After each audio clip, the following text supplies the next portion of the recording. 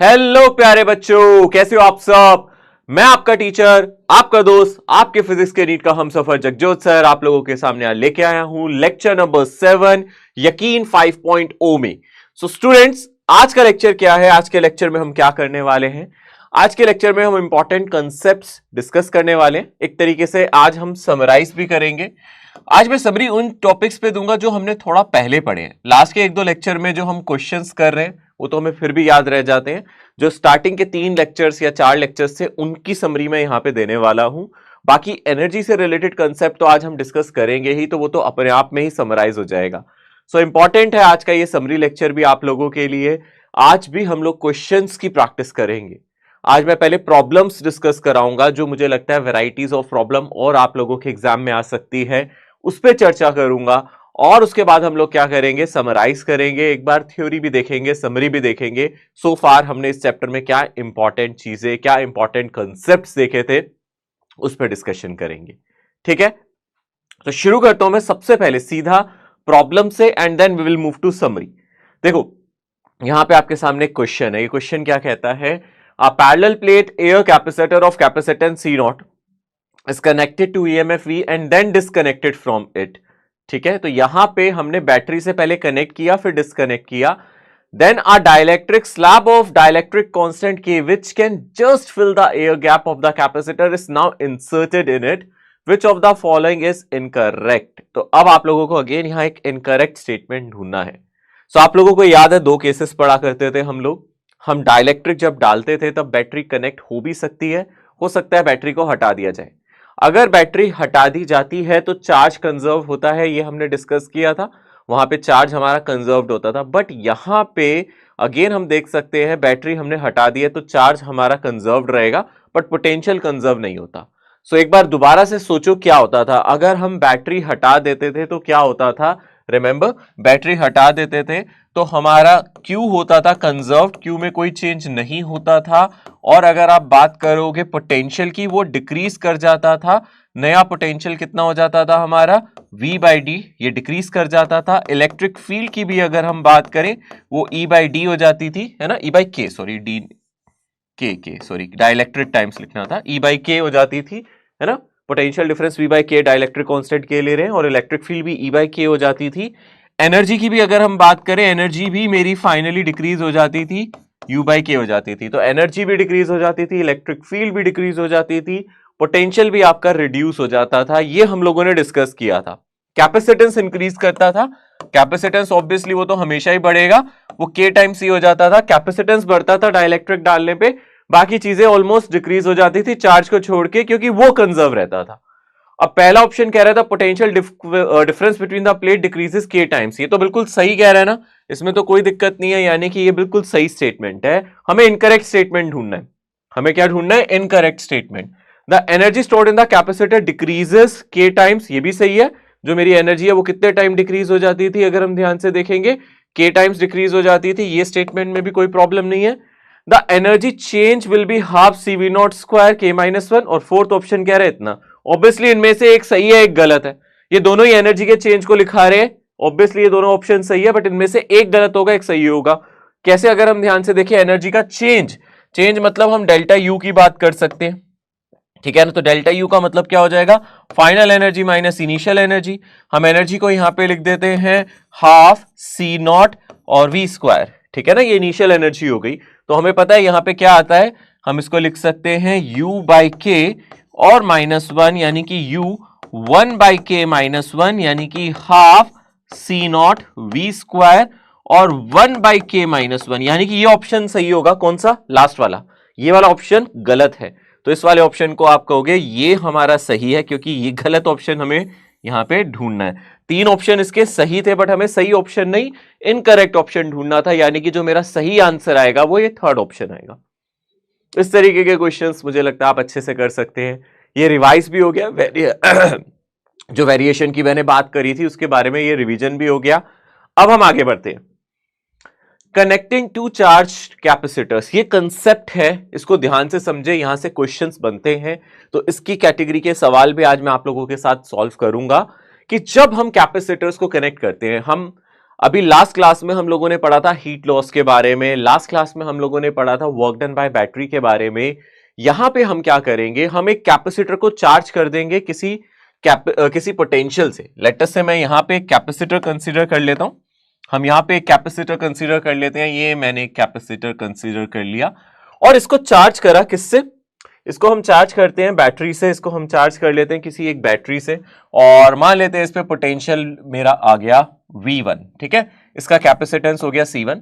तो इसकी positive plate ये हो जाएगी, मान लेते हैं हमने इसको चार्ज किया। अब पॉजिटिव नेगेटिव प्लेट का इंपॉर्टेंस है बेटा, मान लो हमने इसको बैटरी से चार्ज किया था इस तरीके से बैटरी से चार्ज किया था, तो ये पॉजिटिव टर्मिनल बन गया इसका, ये नेगेटिव बन गया, यानी कि यहां पे पॉजिटिव चार्ज आ गया Q1, यहां पे नेगेटिव चार्ज आ गया -Q1, ठीक है ना। इस तरीके से यहां पे कनेक्शन किया गया। फिर हमने बैटरी हटा दी है, पहले बैटरी लगाई और बाद में बैटरी हमने क्या कर दी, यहां से हटा दी। तो ये चार्ज्ड कैपेसिटर है, ठीक है ना, याद रखना ये चार्ज्ड कैपेसिटर है, इस कैपेसिटर पे ऑलरेडी चार्ज है। ऑब्वियसली Q1 की वैल्यू यहां पे C1V1 होगी, देख सकते हो आप, यहां से जो Q1 की वैल्यू होगी वो multiplication of capacitance with the potential difference, यानी कि C1V1 होनी चाहिए, राइट।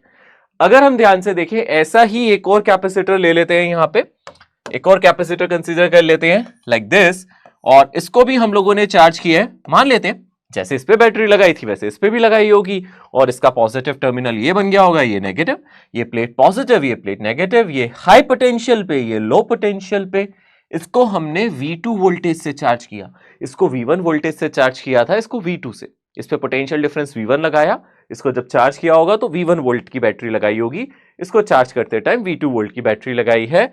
तो यहां पे इसका कैपेसिटेंस मैं मान लेता हूं C2, तो यहां पे कुछ चार्ज आ जाएगा Q2 और यहां पे चार्ज आ जाएगा -Q2। डेफिनेटली यहां Q2 की वैल्यू क्या होगी, C2V2। बहुत बढ़िया, यही आप लोगों ने सोच भी लिया होगा, यही होनी चाहिए। अब इनको इंटरकनेक्ट करना है, आपस में जोड़ना है। देखो कनेक्शन कैसे भी हो सकता है इसकी पॉजिटिव प्लेट इसकी पॉजिटिव के साथ जोड़ दी जाए, इसकी नेगेटिव के साथ, या फिर इसको पलट के भी लगा सकते हैं। हो सकता है इसकी पॉजिटिव प्लेट को इसकी नेगेटिव के साथ और इसकी नेगेटिव प्लेट को इसके पॉजिटिव प्लेट के साथ जोड़ दिया जाए। पॉसिबिलिटी दोनों है, हम दोनों पे चर्चा करेंगे एक एक करके। तो अभी हम सबसे पहले जो कनेक्शन कर रहे हैं इसमें हम पॉजिटिव प्लेट को पॉजिटिव से और नेगेटिव प्लेट को नेगेटिव से, यानी कि positive plate of C1 with positive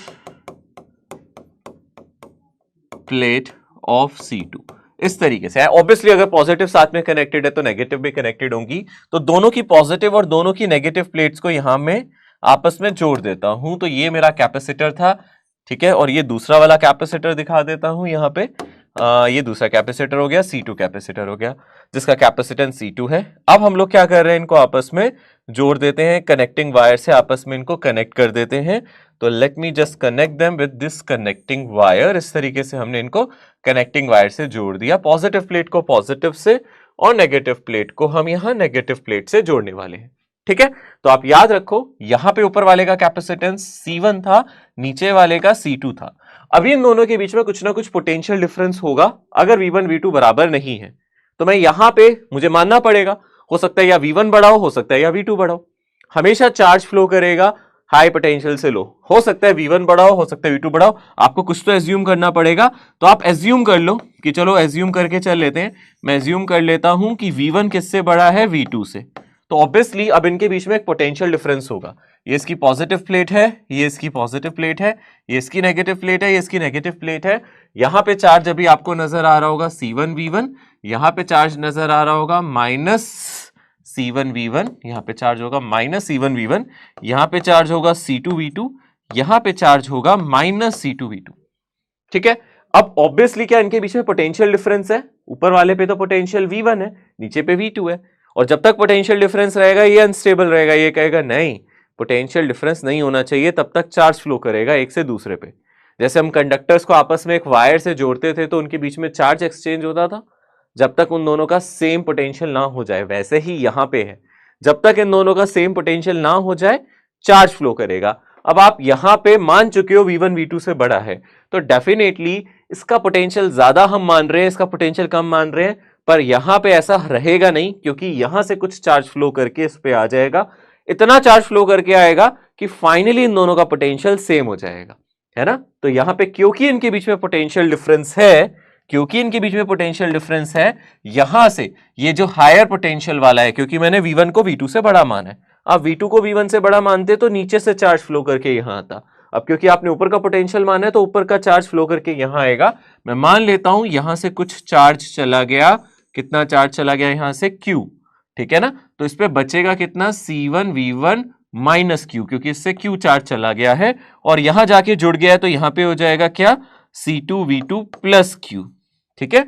और सर्किट पूरा कंप्लीट होता है हमेशा। तो अगर यहां पे चार्ज आया है तो इस नेगेटिव प्लेट से लीव करेगा, यानी कि इसमें ऑलरेडी माइनस C2V2 था, इससे Q चार्ज चला गया तो माइनस Q हो गया, और ऊपर जाके यहां पे क्या हो जाएगा, ऐड हो जाएगा, तो यहां पे क्या हो जाएगा प्लस Q हो जाएगा। ऑब्वियसली इसको आप ऐसे भी लिख सकते हो, माइनस अगर आप कॉमन ले लोगे C1V1 माइनस Q। अभी भी आप देख सकते हो इस टर्मिनल पे जितना चार्ज है उसका नेगेटिव चार्ज यहां पे है, जितना चार्ज यहां पे है C2V2 प्लस Q, उसका नेगेटिव यहां पे है, क्योंकि आप इसको माइनस C2V2 प्लस Q लिख सकते हो, ठीक है।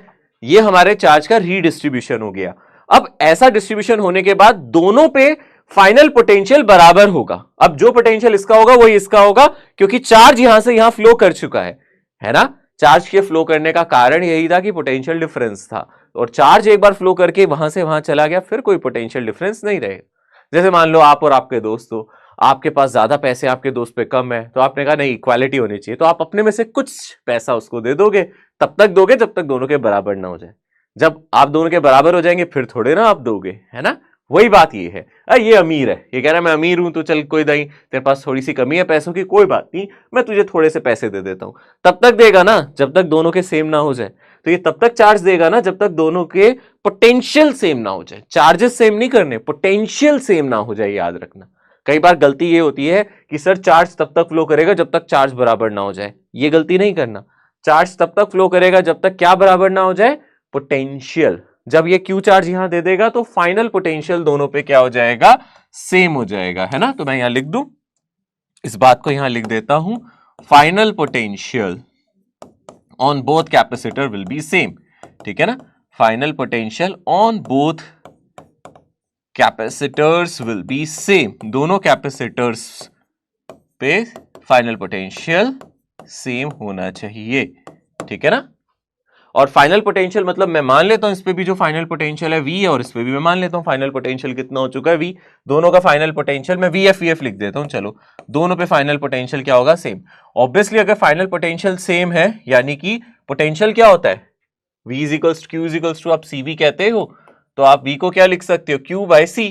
यानी कि इस पे चार्ज कितना है, पॉजिटिव टर्मिनल का देखो, इसके पॉजिटिव टर्मिनल पे चार्ज कितना है, C1V1 माइनस Q, है ना। और डिवाइडेड बाय कितना है, कैपेसिटेंस कितना है, C1। ये इसका फाइनल पोटेंशियल हो गया, क्योंकि इस पे फाइनल चार्ज कितना है, C1V1 माइनस Q, और कैपेसिटेंस ये। इसको क्यों नहीं लिया, क्योंकि ये नेगेटिव टर्मिनल का चार्ज है। Q is equal to CV, जो ये फॉर्मूला लिखते हैं इसमें हम charge of positive terminal, capacitance capacitor का, और पोटेंशियल डिफरेंस ये लेते हैं। तो V को लिखने के लिए Q बाई C करना है, तो इसका चार्ज कितना है अगर आप ध्यान से देखोगे, C1V1 minus Q divided by C1।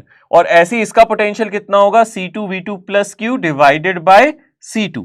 ये दोनों चीजें मेरी सेम होनी चाहिए, डिवाइडेड बाय C2। अब आप लोगों को ये सिर्फ मैंने मेथड बताया, टेक्निक बताई है, यहां से आपको इसका डायरेक्ट रिजल्ट याद होना चाहिए। आप ऐसे भी सॉल्व करके कैलकुलेट कर सकते हो, Q की वैल्यू निकाल सकते हो, या फिर आप सिंपली जब यहां से Q निकालोगे तो मैं आपको फॉर्मूला बता सकता हूं। बहुत सिंपल सा फॉर्मूला आएगा, बहुत ही सिंपल सा फॉर्मूला आएगा। यहां पे फॉर्मूला आएगा C1V1 प्लस C2V2, ठीक है ना। ओ सॉरी एक सेकेंड, Q का फॉर्मूला लिख रहे हैं ना, एक सेकेंड, Q का फॉर्मूला लिख रहे हैं, C1C2 divided by C1 plus C2 V1 minus V2, ये आएगा, ठीक है ना। ध्यान से देखना, Q is equals to CV होता है ना, तो ये फॉर्मूला आएगा। इसको सॉल्व करके आप देख सकते हो, आप इसको C1 को यहां मल्टीप्लाई करो, C2 को यहां करो, रीअरेंज करो, सब करो, बट मुझे ये डायरेक्टली याद है। आप सोच रहे होगे सर आपको ये डायरेक्टली कैसे याद है, क्योंकि याद करना बहुत आसान है।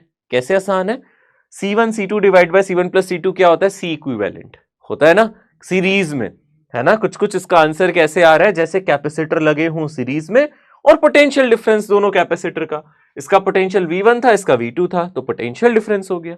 ये तो बहुत आसान फॉर्मूला हो गया। अगर आप ध्यान से देखोगे, अगर आप इसको शॉर्ट में याद रखना चाहते हो तो मैं तो ऐसे याद रखता था, Q इज इक्वल्स टू यहाँ पे C सीरीज, मतलब दोनों कैपेसिटर का सीरीज इक्विवेलेंट, और पोटेंशियल डिफरेंस डेल्टा V। इस तरीके से आप याद रख सकते हो, जो पोटेंशियल डिफरेंस है उसी की वजह से चार्ज फ्लो कर रहा है। अच्छा सोचो, अगर ये दोनों पोटेंशियल सेम होते, V1 और V2 बराबर होते, तो कोई चार्ज फ्लो करता क्या? नहीं करता। इसलिए देख सकते हो यहां पे कोई चार्ज फ्लो नहीं करता। डेल्टा V को आप 0 डाल दो, V1 को V2 के इक्वल डाल दो, तो कोई चार्ज फ्लो नहीं करता। यहां पे जो Q है वो फ्लोइंग चार्ज है, जो चार्ज फ्लो कर गया है ना, फ्लो चार्ज, चार्ज फ्लो, जो चार्ज फ्लो कर गया है हाई पोटेंशियल से लो। ये किसी कैपेसिटर का चार्ज नहीं है, ये वो चार्ज है जो हाई पोटेंशियल से लो की तरफ फ्लो कर गया। सिंपल, आसान है ना ये, ठीक है ना। तो ये फॉर्मूला आप लोग याद रख सकते हो।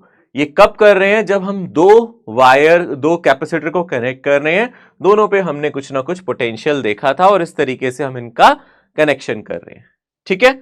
अब आपके मन में आ रहा होगा, सर जी अगर ऐसा ना होता तो, कि अगर हम पॉजिटिव को पॉजिटिव से ना, नेगेटिव को नेगेटिव से ना कनेक्ट करके उल्टा कर देते, यानी कि नीचे वाले के नेगेटिव टर्मिनल को ऊपर वाले के पॉजिटिव से और ऊपर वाले के नेगेटिव को नीचे वाले के पॉजिटिव से कर देते, तो क्या हालात होते, क्या होता है ना। तो ये भी हम देख लेते हैं। अभी तो हमने यहां पे क्या किया है, पॉजिटिव को पॉजिटिव से कनेक्ट किया है और नेगेटिव को नेगेटिव से, है ना। ये मैंने लिखा है ना, पॉजिटिव प्लेट को पॉजिटिव प्लेट से और नेगेटिव प्लेट को नेगेटिव से। मैंने सिर्फ पॉजिटिव को पॉजिटिव लिखा है, ऑब्वियस है नेगेटिव को नेगेटिव से कर रहे होंगे। अगर आप यहां क्या करते हो, कनेक्शन करते हो विद अपोजिट पोलैरिटी, है ना। अगर आप यहां क्या करते हो, कनेक्ट करते हो, सपोज आप कनेक्ट कर रहे हो, connect positive term, positive plate, ठीक है ना, positive plate of C1 with negative of C2 and also negative plate of C1 with positive plate of C2। मतलब अब कनेक्शन को आपने बदल दिया, नेगेटिव प्लेट को पॉजिटिव से, पॉजिटिव प्लेट को नेगेटिव से अगर आप कनेक्ट कर देते तो क्या सर फर्क पड़ता।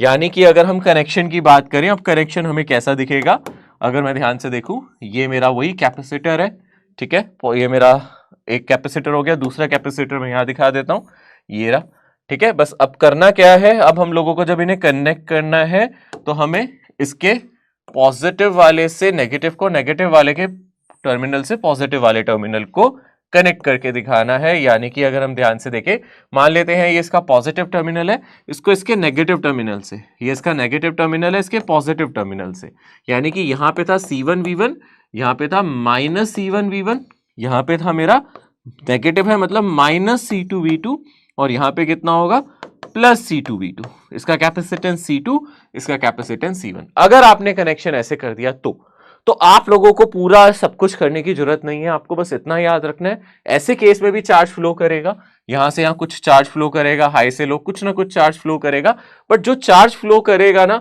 उसके फॉर्मूले में बस इतना ही फर्क आ जाएगा। जहां पे आपने देखो V2 को पलट दिया है ना, जहां पे वहां पे V2 था, वहां पे माइनस V2 हो जाएगा। यानी कि Q का फॉर्मूला कितना आया था, C1 C2 divided by C1 plus C2, ये फॉर्मूला था, और यहां पे क्या था, V1 माइनस V2, यही फॉर्मूला था ना। तो आपको क्या करना है, V2 की जगह माइनस V2 कर देना है, जहां V2 है उसकी जगह माइनस V2 कर दो, यानी कि V2 की जगह आप क्या कर दोगे, माइनस V2 कर दोगे, तो इवेंचुअली ये तो प्लस V2 नहीं बन जाएगा, C1 C2 divided by C1 plus C2, ये बन जाएगा V1 प्लस V2। क्यों कर रहे हैं ऐसा, अरे क्योंकि हम इसको पलट रहे हैं। मतलब अगर ये हम बोलते थे ये V2 है, अगर इसका पोटेंशियल V2 बोलते थे तो ये पॉजिटिव होता था, ये नेगेटिव होता था, हमने पलट दिया ना, इसलिए हमें V2 को माइनस V2 करना पड़ेगा, हमने उल्टा कनेक्ट किया हुआ है, इसलिए जहां जहां V2 है वहां माइनस V2 कर दोगे, तो इसका फॉर्मूला एक्चुअली ये बन जाएगा। इस केस में जो चार्ज फ्लो करेगा वो ये होगा, देख सकते हो, इस केस में जो चार्ज फ्लो करेगा वो ये होगा। क्लियर है। तो इसका मतलब है कोई ज्यादा फर्क नहीं है इस केस में और इस केस में, डिफरेंस क्या आएगा बस ये, ठीक है ना, कि यहां पे V1 प्लस V2 आएगा। अगेन ये क्या है, C सीरीज और V1 प्लस V2, ऐसे याद रख सकते हो। Q इज इक्वल्स टू जो कैपेसिटर सीरीज में लगते हैं उसका इक्विवेलेंट, और V1 प्लस V2 आ जाएगा, यहां से आप याद रख सकते हो टोटल वोल्टेज आ जाएगी, दोनों की ऐड कर सकते हो। क्लियर है, देख सकते हो आप। ओके, इसी में और क्वेश्चन क्या बन सकता है, कनेक्टिंग टू चार्ज कैपेसिटर। इसमें और क्या कर सकते हैं, दोबारा से मैं इन कैपेसिटर्स को कनेक्ट करके दिखाता हूं और आपसे क्या क्वेश्चन पूछा जा सकता है। जैसे मान लो ये वही एक पॉजिटिव प्लेट है कैपेसिटर की, दूसरे से कनेक्ट कर दिया हमने, है ना, दोनों कैपेसिटर्स को आपस में चार्ज करके फिर से कनेक्ट कर दिया है, तो क्या होगा यहां पे फिर से देखते हैं और क्या चीजें डिस्कस कर सकते हैं। यहां हम एनर्जी का डिस्कशन कर सकते हैं, फाइनल पोटेंशियल का डिस्कशन कर सकते हैं।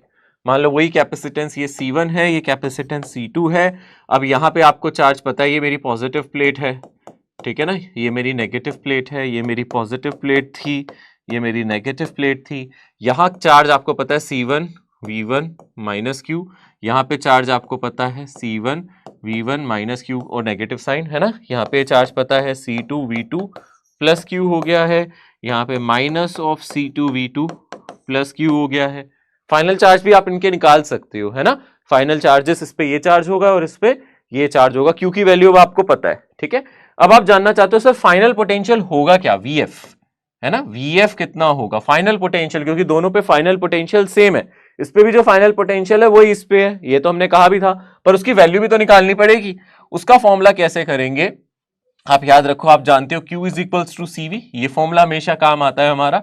अगर आपको फाइनल पोटेंशियल निकालना है तो total charge by total capacitance, यानी कि फाइनल पोटेंशियल निकालने के लिए टोटल चार्ज, जो इस पे टोटल चार्ज पहले था, जो टोटल चार्ज इस पे पहले था, यानी कि C1 V1 ये इस पे चार्ज था ना पहले, प्लस C2 V2 ये इस पे चार्ज था ना पहले, तो टोटल चार्ज, है ना, क्योंकि हम V को क्या लिख सकते हैं, चार्ज बाय कैपेसिटेंस लिख सकते हैं ना, तो C1 V1 plus C2 V2 और divided by C1 plus C2। Simple ये फॉर्मूला आप याद रख सकते हो, ठीक है ना। C1 V1 plus C2 V2 divided by C1 plus C2, ये कहां से आया आप निकाल सकते हो, इसमें कोई बड़ी चीज थोड़े ना। अगर आपको पता है यही तो VF के फॉर्मूला यही तो है ना। जब आपने एक बार Q निकाल लिया है ना, आपने यहां से Q निकाल लिया, इस Q को यहां सब्स्टिट्यूट करोगे तो जो मैं फॉर्मूला बता रहा हूं वही आ जाएगा। उस Q को सब्स्टिट्यूट करने के बाद यही फॉर्मूला आ जाएगा, C1 V1 plus C2 V2 divide by C1 plus C2। देखा जाए इसके जो न्यूमरेटर में है वो टोटल चार्ज, आप इन दोनों को ऐड करोगे यही आएगा, करके देख लो, minus Q plus Q cut जाएगा, यानी कि टोटल चार्ज जो कि कंजर्व्ड रहता है, एक से दूसरी जगह जा सकता है, वैसे भी कंजर्व्ड है, डिवाइडेड बाय C पैरेलल, मतलब जो पैरेलल कनेक्शन में इफेक्टिव आता है, ठीक है ना। आप चाहो तो इसको ऐसे याद रख सकते हो, ठीक है, मैं तो ऐसे याद रख लेता था।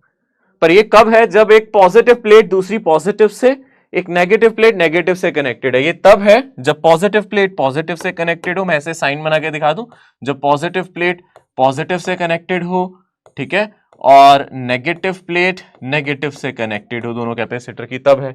और अब आप समझ रहे हो, अगर ऐसा ना हुआ, अगर हमारी यहां पे पॉजिटिव प्लेट नेगेटिव प्लेट से कनेक्टेड हुई, है ना, और नेगेटिव प्लेट पॉजिटिव प्लेट से कनेक्टेड हुई, तो बस क्या फर्क पड़ जाएगा, V2 की जगह माइनस V2 डाल देना, यानी कि उस केस में V फाइनल कितना आ जाएगा, C1 V1 minus C2 V2 divided by C1 plus C2। तो फाइनल पोटेंशियल ये आ जाएगा। फर्क क्या आया, बस यहां पे V2 की जगह माइनस V2 कर दिया मैंने। ये तब होगा जब हमारा कनेक्शन ऐसा कुछ होगा कि ऊपर वाली पॉजिटिव प्लेट ये नेगेटिव प्लेट है और नीचे वाली नेगेटिव से और पॉजिटिव से ऐसे कनेक्टेड हो जाए। ये मेरा C1 है और मान लो ये C2 है। अगर ऐसा कुछ कनेक्शन होगा तो ये आंसर आ जाएगा। ऐसे ही आपको और दो चीजों के बारे में मैं बताता हूं जो आप डायरेक्टली याद रख सकते हैं। एक आपको याद रखना है फाइनल एनर्जी। देखो इनिशियल एनर्जी की अगर मैं बात करूं तो वो भी आप निकाल सकते हो। इनिशियल एनर्जी आपसे कभी पूछे कि कैपेसिटर सिस्टम की इनिशियल एनर्जी क्या है, तो इनिशियल एनर्जी तो बहुत सिंपल है, half C1 V1 square plus half C2 V2 square, ठीक है ना, ये इनिशियल एनर्जी हो जाएगी। अगर आपसे बोले फाइनल एनर्जी क्या है, अगर आपसे बोले फाइनल एनर्जी क्या है, तो फाइनल एनर्जी हमारी क्या हो जाएगी, हाफ C1 V फाइनल का square half C2 V final का स्क्वायर। और V फाइनल आप यहां से सब्स्टिट्यूट कर सकते हो, और मैं डायरेक्ट बताऊंगा, मैं आपको पूरी कैलकुलेशन करने के लिए नहीं कहूंगा, क्योंकि ऑब्वियसली हमें फाइनल फॉर्मूला छोटा याद रखना है ताकि याद रहे। तो यहां से जो फाइनल फॉर्मूला आता है वो आता है हाफ, ठीक है, यहां पे हमारा क्या आता है, C इफेक्टिव, ठीक है ना, जो भी हमारा C इफेक्टिव है इंटू पोटेंशियल डिफरेंस का स्क्वायर। ओके, तो half C effective into potential difference का स्क्वायर यहां से आ जाएगा। C इफेक्टिव यहां से हमें लेना है C1 प्लस C2, और यहां पे हमें V फाइनल का स्क्वायर करना है, क्योंकि आप देख सकते हो यहां से C1 प्लस C2 ही तो आएगा ना। अगर आप ध्यान से देखोगे यहां से V फाइनल को आप कॉमन ले सकती हो ना। तो यहां से अगर आप इसको देखोगे तो यही मेरा फाइनल आंसर आ जाएगा। V फाइनल का फॉर्मूला आप जानते हो, V फाइनल का फॉर्मूला आप जानते हो। V फाइनल का फॉर्मूला कितना है, वो है C1 V1 plus C2 V2 और divided by C1 plus C2। ठीक है ना, ये मेरा फाइनल आ जाएगा। This is final energy. Simple है, कुछ नहीं है, बस बेटा V फाइनल को आप कॉमन ले लोगे, यही आंसर आ जाएगा। यहां पे क्या आएगा, फर्क क्या आएगा, यहाँ पे U इनिशियल तो वही रहेगा जो पहले था। U इनिशियल में तो कोई फर्क नहीं है, हाफ C1 V1 स्क्वायर ही है और हाफ C2 V2 स्क्वायर ही है। अब यहां से V2 को माइनस V2 डालोगे तो भी कोई फर्क नहीं पड़ेगा। बट हाँ, यहां पे अभी अगर आप फाइनल एनर्जी निकालोगे तो फॉर्मूला थोड़ा सा बदल जाएगा, हो जाएगा हाफ C1 प्लस C2। तो ठीक है, पर यहां पे क्या आ जाएगा, C1 V1 minus C2 V2 divided by C1 plus C2 का स्क्वायर। ऑब्वियसली यहां पे नेगेटिव साइन आ जाएगा, यहां स्क्वायर नहीं लगा तो यहां प्लस का नेगेटिव हो जाएगा, बस इतना ही फर्क आएगा। तो ये फाइनल एनर्जी का फॉर्मूला है, अगर हम ध्यान से देखें। ओके, अगर आपको यहां पे हीट निकालनी पड़े, हीट का मतलब है इनिशियल एनर्जी ज्यादा है, फाइनल एनर्जी कम है, हीट पूछ लेता है, एनर्जी लॉस या फिर हीट। ठीक है, इसी में आपसे क्या बोलता है, एनर्जी लॉस्ट कितनी हुई, एनर्जी में कितना नुकसान हुआ, और हीट जनरेटेड, इस प्रोसेस में कितनी हीट जनरेट हुई जब आपने एक कैपेसिटर को दूसरे कैपेसिटर में लगा दिया। ठीक है ना, दोनों कैपेसिटर चार्ज थे, आपने एक को दूसरे में लगा दिया, कितनी हीट लॉस हो गई, कितनी एनर्जी आपकी हीट में कन्वर्ट हो गई। उसके लिए आपको क्या करना पड़ता है, यहां पे हीट लॉस, क्योंकि यहां बैटरी तो हमने पहले ही हटा दी थी, उसको तो लेना ही नहीं है, तो यहां पे जो हीट है वो सिंपली चेंज इन एनर्जी हो जाएगा बेसिकली। ऑब्वियसली नेगेटिव आंसर आएगा, अगर आप यहां से देखोगे चेंज इन एनर्जी से आप हीट निकाल सकते हो, या फिर आप इतना याद रखो, आप initial energy minus final energy कर दो। तो यहां पे सिर्फ आप फाइनल माइनस इनिशियल नहीं कर रहे, आप इनिशियल माइनस फाइनल कर रहे हो, मतलब पॉजिटिव में आएगी आपकी हीट।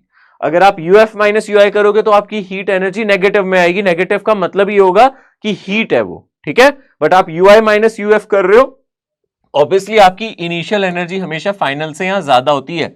जब आप एक कैपेसिटर को दूसरे से लगाते हो, आपकी इनिशियल एनर्जी हमेशा फाइनल से ज्यादा ही होगी। एनर्जी क्रिएट नहीं हो सकती, एनर्जी हीट में रेडिएट हो रही है। समझ में आ रहा है अच्छे से? तो आप यहां पे अगर ये चीज करोगे, आपको यूआई यूएफ पता है, तो हीट का फॉर्मूला मैं आपको बता देता हूं। हीट के दो फॉर्मूले आएंगे, अगर सेम टर्मिनल कनेक्टेड है ना, पॉजिटिव से पॉजिटिव कनेक्टेड है ना, और नेगेटिव से नेगेटिव टर्मिनल कनेक्टेड है, जो कि अभी हमने केस देखा था, उस केस में हीट का फाइनल फॉर्मूला आता है हाफ सी ऑफ सीरीज, है ना। सी ऑफ सीरीज का फॉर्मूला आपको पता है क्या होता है, इंटू डेल्टा वी स्क्वायर।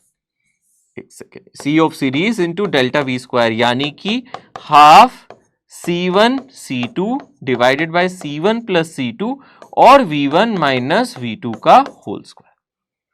ठीक है ना, ये मेरे हीट का फॉर्मूला आएगा। यहां पे आप ध्यान से देखना, ऑब्वियसली अगर ये ऐसे कनेक्टेड नहीं होंगे, अगर मेरा पॉजिटिव से नेगेटिव और नेगेटिव से कुछ पॉजिटिव का कनेक्शन होगा, तो बस फॉर्मूले में क्या हो जाएगा, half C1 C2 C1 plus C2 V1 plus V2 का स्क्वायर, बस इतना फर्क आएगा। तो ये हीट का फॉर्मूला है, एनर्जी लॉस का फॉर्मूला है। क्वेश्चंस में आपको ये दिखेगा फॉर्मूला, तो आप इसको याद रख सकते हैं। तो क्या क्या इंपॉर्टेंट चीजें मैंने अभी इसके बारे में डिस्कशन की है, सबसे पहले शुरू से देखते हैं कि ये टॉपिक जब स्टार्ट किया था, तो सबसे पहले मैंने आपको बताया था, जब आप दो कैपेसिटर्स को आपस में कनेक्ट कर रहे हो, दो चार्ज कैपेसिटर्स को, दोनों कैपेसिटर्स का पोटेंशियल अलग अलग हो सकता है। अलग अलग है तो हाई पोटेंशियल से लो पे चार्ज फ्लो करेगा। कितना चार्ज फ्लो करेगा, उसका फॉर्मूला ये है। ये कब है, जब आप एक पॉजिटिव टर्मिनल को दूसरे के पॉजिटिव से, एक के नेगेटिव को दूसरे के नेगेटिव से जोड़ रहे थे। और उसके बाद अगर हमने क्या किया था, नहीं, अगर हम पॉजिटिव को नेगेटिव से और नेगेटिव को पॉजिटिव से जोड़ दें सर, तो क्या होगा, यानी कि ये मेरा पॉजिटिव टर्मिनल है, ये इसका नेगेटिव है, ये इसके नेगेटिव टर्मिनल से और इसके पॉजिटिव टर्मिनल से, यानी कि नेगेटिव को पॉजिटिव से, पॉजिटिव को नेगेटिव से जोड़ देंगे तो कितना चार्ज फ्लो करेगा। तो इस केस में जो चार्ज फ्लो करेगा वो अलग होगा। क्या फर्क आ जाएगा, जो टर्मिनल आपने पलट दिया उसकी जगह माइनस V2 कर दो, यानी कि यहां पे V1 प्लस V2 हो गया। उसके बाद हमने देखा था एनर्जी वगैरह पे क्या फर्क पड़ेगा, है ना। तो एनर्जी की अगर हम बात करें, simply half C1 plus C2 और V फाइनल का जो भी है स्क्वायर, यानी कि इनिशियल एनर्जी तो आप देख सकते हो C1 V1 square, C2 V2 square, final energy ये होगी, इनका डिफरेंस हीट होगा। UI माइनस UF करोगे तो हीट आ जाएगा। ठीक है ना। ऐसे ही यहां पे भी आप देख सकते हो। फिर मैंने हीट का भी फाइनल फॉर्मूला आपको लिखवा दिया। तो ये हमारा ओवरऑल यहां पे कंसेप्ट है। क्वेश्चंस देखते हैं। देखो यहां क्वेश्चन क्या कहता है, यहां कह रहा है two identical capacitors each of capacitance 5 microfarad are charge to potential 2 kilovolt and 1 kilovolt respectively. यानी कि यहां पे देखा जाए C1 मेरा 5 माइक्रोफैरेड है, दोनों कैपेसिटर सेम है, तो C2 भी मेरा 5 माइक्रोफैरेड है, ठीक है ना। V1 की अगर बात करें 2 किलोवोल्ट है, V2 की बात करूं तो 1 किलोवोल्ट है ना। क्वेश्चन में समझ में आ रहा है। Their negative ends are connected. देखो अब क्वेश्चन में क्या कह रहा है, their negative ends are connected together. तो इसका मतलब पॉजिटिव एंड भी कनेक्ट कर दिए होंगे, यानी कि सेम टर्मिनल्स को कनेक्ट किया है, पॉजिटिव प्लेट से पॉजिटिव को, नेगेटिव प्लेट से नेगेटिव को। एंड उसके बाद बोल रहा है द लॉस ऑफ एनर्जी, यानी कि हीट के बारे में पूछ रहा है। तो हीट का फॉर्मूला सोच लो ना, लॉस ऑफ एनर्जी यानी कि हीट की बात कर रहा है। क्या होता है, half C1 C2 divided by C1 plus C2 into जो भी V फाइनल है उसका, सॉरी जो भी डेल्टा V है V1 माइनस V2 इसका स्क्वायर। यही तो करना है हमें। तो एक ही स्टेप में हो जाएगा। क्या आएगा बोलो, half product of capacitance divided by ये, मतलब ये C इफेक्टिव हो गया, ये C/2 आ जाएगा, यानी कि 5/2 आ जाएगा, है ना। C1 C2 C1 ये तो हमारा सीरीज कनेक्शन है ना, दोनों 5 माइक्रोफैरेड के हैं, 5/2 आ जाएगा इंटू 10 की पावर -6 क्योंकि माइक्रो में है। और पोटेंशियल डिफरेंस 2 और 1 कितना आ गया यहाँ पे, 2 और 1 मतलब 2000 माइनस 1000 यानी कि 1000 आ गया 10 की पावर 3, ठीक है। और इसका क्या करना है, हमें स्क्वायर कर देना है। तो यहां से कितना आ जाएगा, 5 डिवाइडेड बाय 4 इंटू 10 की पावर -6 इंटू 10 की पावर 6, ये कट गया, 5/4 आ गया 1.25। तो आंसर मेरा आ जाएगा 1.25 जूल्स, ठीक है ना। सिंपल क्वेश्चन है, आप इसको आराम से सिंपलीफाई कर सकते हो, सॉल्व कर सकते हो। सरल है, बिल्कुल आसान है, अगर आप ध्यान से देखोगे ये इजीली हो जाएगा। डन। अब देखते हैं अगला question. A capacitor of capacitance C1 is charged to potential V and then connected to uncharged capacitor C2। तो यहां पे अगर आप ध्यान से देखोगे, यहां पे मेरा C1 हो गया, है ना, एक तो C1 हो गया, पहला कैपेसिटेंस तो मेरा C1 हो गया, और V1 की वैल्यू यहां V दे दी, पहले कैपेसिटर का जो पोटेंशियल है वो V दे दिया है। Then connected to uncharge capacitor, दूसरा कैपेसिटेंस मेरा C2 है और दूसरा जो पोटेंशियल है वो 0 है, अनचार्ज कैपेसिटर से आपने लगाया है, देख रहे हो। The final potential difference, final potential का फॉर्मूला क्या होता था, याद है, फाइनल पोटेंशियल का फॉर्मूला होता था C1 V1 plus C2 V2 divided by C1 plus C2। कितना आ जाएगा, चलो देखो ध्यान से, कितना आ जाएगा, C1 V1 यानी कि C1 V plus C2 V2 0 हो गया, divided by C1 plus C2, बस इतना ही आ गया। कितना आ गया, C1 V divided by C1 plus C2। आसान है, ये तो हो गया, ये तो बहुत छोटा हो गया, C1 V divided by C1 plus C2। ये मेरा फाइनल पोटेंशियल हो गया। पढ़ा था ना फाइनल पोटेंशियल का फॉर्मूला, ध्यान से सारे फॉर्मूलाज देख लिया करो भाई, सारे फॉर्मूलाज आपके सामने हैं। यही फाइनल पोटेंशियल का मैंने फॉर्मूला पढ़ाया था, एक सेकंड इसके नेक्स्ट स्लाइड में है, ठीक है ना। यहाँ पे ये चार्ज फ्लो है, यहाँ पे फाइनल पोटेंशियल का फॉर्मूला था, ठीक है ना। यहाँ पे फाइनल पोटेंशियल का फॉर्मूला था C1 V1 minus C2 V2 अगर अपोजिट पोलैरिटी लगे, और C1 V1 plus C2 V2 अगर सेम पोलैरिटी लगे, बट यहाँ V2 0 ही है तो फर्क ही नहीं पड़ता, ठीक है ना। आप चाहे ये वाला यूज करो या ये यूज करो, V2 तो 0 ही है, ठीक है। तो C1 V1 divide by C1 plus C2, ये हमारा आंसर आ जाएगा इस क्वेश्चन का, सिंपल फॉर्मूला बेस्ड। अगला देखो, ऐसा ही है एक क्वेश्चन, यहां पे कह रहा है the energy stored in the capacitor as shown in the figure is 4.5 into 10 की पावर -6 जूल। इसमें कुछ एनर्जी उसने ऑलरेडी दे दी, कितनी एनर्जी दे दी, 4.5 इंटू 10 की पावर -6 जूल, ठीक है ना। ऑब्वियसली यू का फॉर्मूला कितना होगा, इस पे कितनी एनर्जी स्टोर्ड होगी, हाफ, इसका कैपेसिटेंस है C, हाफ CV स्क्वायर की वैल्यू उसने हमें दे दी है, ठीक है ना, कोई दिक्कत नहीं है, हमें हाफ CV स्क्वायर की वैल्यू पता है। ये मेरा इनिशियल एनर्जी हो गई, ठीक है। किससे ज्वाइन किया हुआ था हमने, 100 वोल्ट से किया हुआ था, ठीक है। इसको हमने 100 वोल्ट से ज्वाइन किया हुआ था, V की वैल्यू मैंने 100 ले ली है, ओके। अब क्या कर रहा है, इस कैपेसिटर को दूसरे कैपेसिटर के साथ ज्वाइन कर रहा है, और दूसरा कैपेसिटर भी सेम है, मतलब सेम ही कैपेसिटर है। इसको भी आपने क्या किया, 900 पिकोफैरेड है, और आपने इसको नीचे वाले से कनेक्ट कर दिया है, ठीक है। नीचे वाला भी जो कैपेसिटर है वो 900 पिकोफैरेड का है, बट वो अनचार्ज होगा, ठीक है ना। तो उसने क्या किया, the battery is replace by another capacitor, यानी कि आपने इसको एक दूसरे कैपेसिटर के साथ कनेक्ट कर दिया, बट ये अनचार्ज होगा, ठीक है ना, ये अनचार्ज होगा, चार्ज नहीं है, चार्ज होगा तो कुछ होगा ही नहीं, फिर अनचार्ज कैपेसिटर से रिप्लेस कर दिया है। अब क्या होगा, ऊपर वाला चार्ज है, नीचे वाला अनचार्ज है, तो अब हम क्या कर सकते हैं, हमें क्या निकालना है, then the total energy of the system. अब सिस्टम की फाइनल एनर्जी के बारे में पूछ रहा है, हमें पता है ना फाइनल एनर्जी का फॉर्मूला हमने देखा था, कितना था, हाफ C1 प्लस C2, यही था ना, हाफ C1 प्लस C2, और जो भी मेरा यहाँ पे V होता है, V फाइनल होता है, यानी कि V फाइनल का स्क्वायर, यानी कि यहां से फॉर्मूला आ जाएगा half C1 plus C2, V final हमें पता है क्या होता है, C1 V1 plus C2 V2 divided by C1 plus C2, इसमें डाल दो, ठीक है ना, हाफ C1 प्लस C2 कितना हो जाएगा, दोनों के कैपेसिटेंस ऐड हो जाएंगे, ये हो जाएगा 2C, है ना, ये हो जाएगा 2C हो जाएगा, ठीक है ना, दोनों कैपेसिटेंस मेरे सेम है, और यहां से कितना आ जाएगा C1V, यानी कि यहां से कितना आ जाएगा, C1 कितना था मेरा 900, है ना, मतलब मैं यहां पे ऐसे लिख देता हूं C इंटू V, और नीचे कितना आ जाएगा, अगर आप ध्यान से देखोगे C1 प्लस C2, इसका पूरे का होल स्क्वायर है, ठीक है, तो आप याद रखो C स्क्वायर V स्क्वायर, और नीचे कितना हो जाएगा 2C का होल स्क्वायर, ठीक है, नीचे आ जाएगा 2C का होल स्क्वायर। तो आप देख सकते हो यहाँ पे क्या मिलेगा, अगर हम ध्यान से देखें, यहाँ पे मिल जाएगा हाफ, और यहाँ पे है 2C, और यहाँ पे क्या है C स्क्वायर V स्क्वायर, और नीचे कितना है 4C स्क्वायर, C स्क्वायर से C स्क्वायर कट गया, ठीक है ना, तो यहाँ से कितना आ जाएगा, C स्क्वायर से C स्क्वायर कट गया, तो यहाँ से आ जाएगा 1/2 इंटू यहाँ से 2, यहाँ 2C है, नीचे 4 है, यानी कि C divided by 2V square, ठीक है, C divided by 2V square, यही आ गया ना, अगर हम ध्यान से देखेंगे, ठीक है, यानी कि हाफ आ गया बेसिकली, आप देख सकते हो, इसको लिख सकता हूं half of half CV square, यही तो आ गया, बस इसमें वैल्यू डाल दो, हाफ और CV स्क्वायर की वैल्यू हमें पता है, इसकी वैल्यू हमें दी थी, इसकी वैल्यू हमें दी थी ना, ये 4.5, यही दे रखी है ना, 4.5 इंटू 10 की पावर माइनस 6, तो ये इसका आधा हो जाएगा, 4.5 इंटू 10 की पावर माइनस 6 का आधा कितना होगा, 2.25 इंटू 10 की पावर माइनस 6, यानी कि जो फाइनल एनर्जी होगी वो इनिशियल एनर्जी की आधी आ रही है, फाइनल एनर्जी इनिशियल एनर्जी की आधी आ रही है, वो हमें दिख रही है, हम कर सकते हैं यहाँ पे, क्लियर है, final energy is half of the initial energy. और वैसे भी ये डायरेक्टली भी कर सकते थे, क्योंकि जब आप एक चार्ज कैपेसिटर को अनचार्ज से लगा रहे हो और दोनों कैपेसिटेंस सेम है, तो आपकी आधी एनर्जी लॉस हो जाती है, आप ऐसा समझ सकते हो, तो जब वो यहां से यहां चार्ज फ्लो करेगा, दोनों पे पोटेंशियल सेम आ जाएगा, बट आधी एनर्जी आपके सिस्टम की यहां पे लॉस हो जाएगी।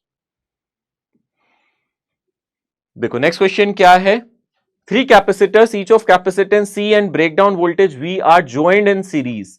The capacitance and breakdown voltage of combination.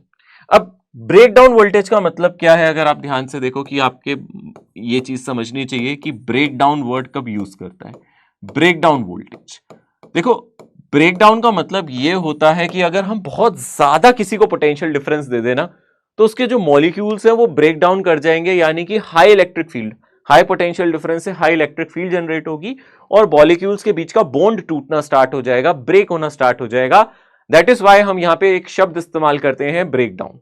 तो कहने का मतलब है, अगर आप कैपेसिटर को बहुत ज्यादा वोल्टेज दे दो, कैपेसिटर पे ना एक लिमिट लिखी होती है कि इससे ज्यादा वोल्टेज मत देना, तो इस पे ना एक लिमिट क्यों लिखी होती है, क्योंकि अगर आपने उससे ज्यादा वोल्टेज दे दी, एक मैक्सिमम वोल्टेज उस पर लिखी होती है, अलाउड वोल्टेज, क्यों, क्योंकि maximum voltage divided by distance between capacitor plate, यहां से हमें क्या मिल जाएगा, V max divided by D, हमें एक इलेक्ट्रिक फील्ड मिल जाएगी, ये मैक्सिमम इलेक्ट्रिक फील्ड अलाउड है, इससे ज्यादा इलेक्ट्रिक फील्ड दे दोगे तो अगर आपने E greater than E max कर दी, तो हमारा क्या होगा, कैपेसिटर क्या कर जाएगा, ब्रेक कर जाएगा, ब्रेक डाउन हो जाएगा, यानी कि इसके बीच के मॉलिक्यूल्स आयनाइज हो जाएंगे, यहां से वो आयंस में ब्रेक हो जाएंगे। इससे ज्यादा वोल्टेज रिकमेंड करते हैं कि नहीं देनी चाहिए, इससे कम वोल्टेज ही देनी चाहिए, ऐसा रिकमेंड करते हैं, इसको ब्रेक डाउन वोल्टेज कहते हैं, ठीक है ना।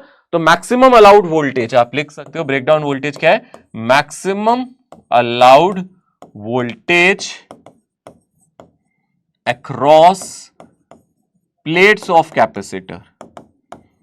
तो अगर कैपेसिटर की प्लेट्स के अक्रॉस अगर हम बात करें, एक मैक्सिमम अलाउड वोल्टेज होती है, इसी को हम ब्रेकडाउन वोल्टेज का नाम दे रहे हैं, ब्रेकडाउन पोटेंशियल या ब्रेकडाउन वोल्टेज, और मैक्सिमम अलाउड इलेक्ट्रिक फील्ड को ब्रेकडाउन फील्ड कह सकते हैं। अब अगर आप ध्यान से देखोगे, यहां वो क्वेश्चन में कह रहा है 3 कैपेसिटर है, capacitance C, breakdown voltage V, मतलब मेरे कैपेसिटर पे उसने ब्रेकडाउन वोल्टेज बोल दी है, कैपेसिटेंस C है और ब्रेकडाउन वोल्टेज बोल दी है V, इससे ज्यादा वोल्टेज दोगे खया, इससे ज्यादा वोल्टेज दे दी तो गया, खराब हो जाएगा, नहीं देनी, इससे ज्यादा वोल्टेज अपने को नहीं देनी, ज्यादा वोल्टेज देते ही ये खराब हो जाएगा। अब वो बोल रहा था कैपेसिटर, यहाँ पे वो क्या बोल रहा है, they are connected in series. अब इन्होंने क्या किया, इन तीनों कैपेसिटर को कैसे लगा दिया है, सीरीज में लगा दिया है, ठीक है ना। अब आप जानते हो मैक्सिमम वोल्टेज इस पे भी वी आ सकती है, इस पे भी वी आ सकती है, इस पे भी वी आ सकती है, तीनों वी से ज्यादा वोल्टेज नहीं ले सकते। तो कह रहा है इसके कॉम्बिनेशन का ब्रेकडाउन वोल्टेज क्या होगा, यानी कि अगर मैं इन तीनों को ज्वाइन कर दूं, ठीक है ना, तो एक नया कैपेसिटर बन जाएगा, तो उसके कॉम्बिनेशन का ब्रेकडाउन क्या हो जाएगा, न्यू ब्रेकडाउन, है ना। तो इसके कॉम्बिनेशन का ब्रेकडाउन क्या होगा, ऑब्वियसली आप इन तीनों कैपेसिटर पे 3 वोल्ट तक की बैटरी तो लगा सकते हो ना। 3 वोल्ट की बैटरी लगाओगे तो इसको भी वी, इसको भी वी, इसको भी वी मिलेगा, इससे ज्यादा वोल्टेज नहीं लगा सकते, है ना। तो यानी कि इन तीनों को मिला के हम 3 वोल्ट तक का बैटरी लगा सकते हैं, यानी कि जो ब्रेकडाउन वोल्टेज हो गई वो 3V हो गई, क्योंकि ये वी वोल्ट लेता है, ये वी वोल्ट लेता है, ये वी वोल्ट लेता है। अगर मैं तीनों को सीरीज में लगा रहा हूं तो 3 वोल्ट तक की बैटरी अलाउड है ना। दिस इज ब्रेकडाउन, क्योंकि इससे ज्यादा मैंने अगर दे दिया पोटेंशियल तो ये खराब हो जाएगा। अगर मैंने 4 वोल्ट दे दिया तो फिर इनको तीनों को वी से ज्यादा वोल्टेज मिल जाएगी, तीनों खराब हो जाएंगे। इसीलिए हम लोग मैक्सिमम वोल्टेज जो इसको दे सकते हैं 3 वोल्ट दे सकते हैं, तो ब्रेकडाउन वोल्टेज इनके सीरीज कॉम्बिनेशन का 3V हो गया। अच्छा, आपसे कहता पैरेलल कॉम्बिनेशन बना रहे हो तो वी वोल्ट से ज्यादा बैटरी नहीं लगा सकते थे ना। कि अगर आपसे बोलता नहीं जी पैरेलल कॉम्बिनेशन बना रहे हैं, सोचो मैं ऐसा दिया नहीं है क्वेश्चन में, बोलता पैरेलल कॉम्बिनेशन बनाना है, तो आप कहोगे तो पैरेलल में तो अगर हमने वी वोल्ट की बैटरी लगा दी तो तीनों को वी मिल गया ना, तो इससे ज्यादा वोल्टेज तो लगा नहीं सकते। तो पैरेलल में जो इसकी ब्रेकडाउन वोल्टेज है वो जो इसकी इंडिविजुअल की थी वही रहती, कि अगर ये वी वोल्ट पे खराब हो जाता है तो अगर आप इन तीनों को पैरेलल में लगाते तो आप मैक्सिमम बैटरी अभी भी वी वोल्ट की ही लगा सकते थे, क्योंकि तीनों को भी वी वोल्ट ही मिलता। बट सीरीज में आपको पता है वोल्टेज डिवाइड होती है, डिस्ट्रीब्यूट हो जाती है, तो आप 3 वोल्ट तक वोल्टेज लगा सकते हो। अगर आपने यहां 3 वोल्ट लगाया, इसको भी मिला, इसको भी मिला, इसको भी मिला, बच गए। 2 वोल्ट लगाया तो भी बच गए, मतलब मैक्सिमम 3 वोल्ट लगा सकते हो। पैरेलल में नहीं लगा सकते थे, पैरेलल में वी से ज्यादा नहीं लगा सकते थे, ठीक है। तो यहां पे जो मेरा ब्रेकडाउन हो जाएगा वो 3 वोल्ट पे होगा। और कैपेसिटेंस तो आपको पता ही है कितना हो जाएगा, C/3। इफेक्टिव कैपेसिटेंस तो आपको पता ही है C/3। तो यहां से आंसर क्या आएगा, C/3 और 3V। इफेक्टिव कैपेसिटेंस C/3 और ब्रेकडाउन वोल्टेज 3V। अगला क्वेश्चन देखते हैं, यहां पे एक और क्वेश्चन है हमारे सामने। ये क्वेश्चन क्या कहता है, few capacitors are connected to a battery of 12 volt, what will be the charge on each capacitor. तो यहां पे आप देख सकते हो जब ऐसा क्वेश्चन आए, आपको ये नजर आ रही है ये एक सेल या बैटरी लगाई है, कितने की लगाई है, 12 वोल्ट की, और अब आपको क्या निकालना है, इन पे चार्जेस निकालने हैं। तो आप इन दोनों को पहले सीरीज में लगा दो और इन तीनों को सीरीज में लगा दो। इन दोनों का सीरीज क्या देगा, 2/2 कितना दे देगा, 1 माइक्रोफैरेड, और इन तीनों का कितना आ जाएगा, 5/3 माइक्रोफैरेड, क्योंकि तीनों एक जैसे हैं।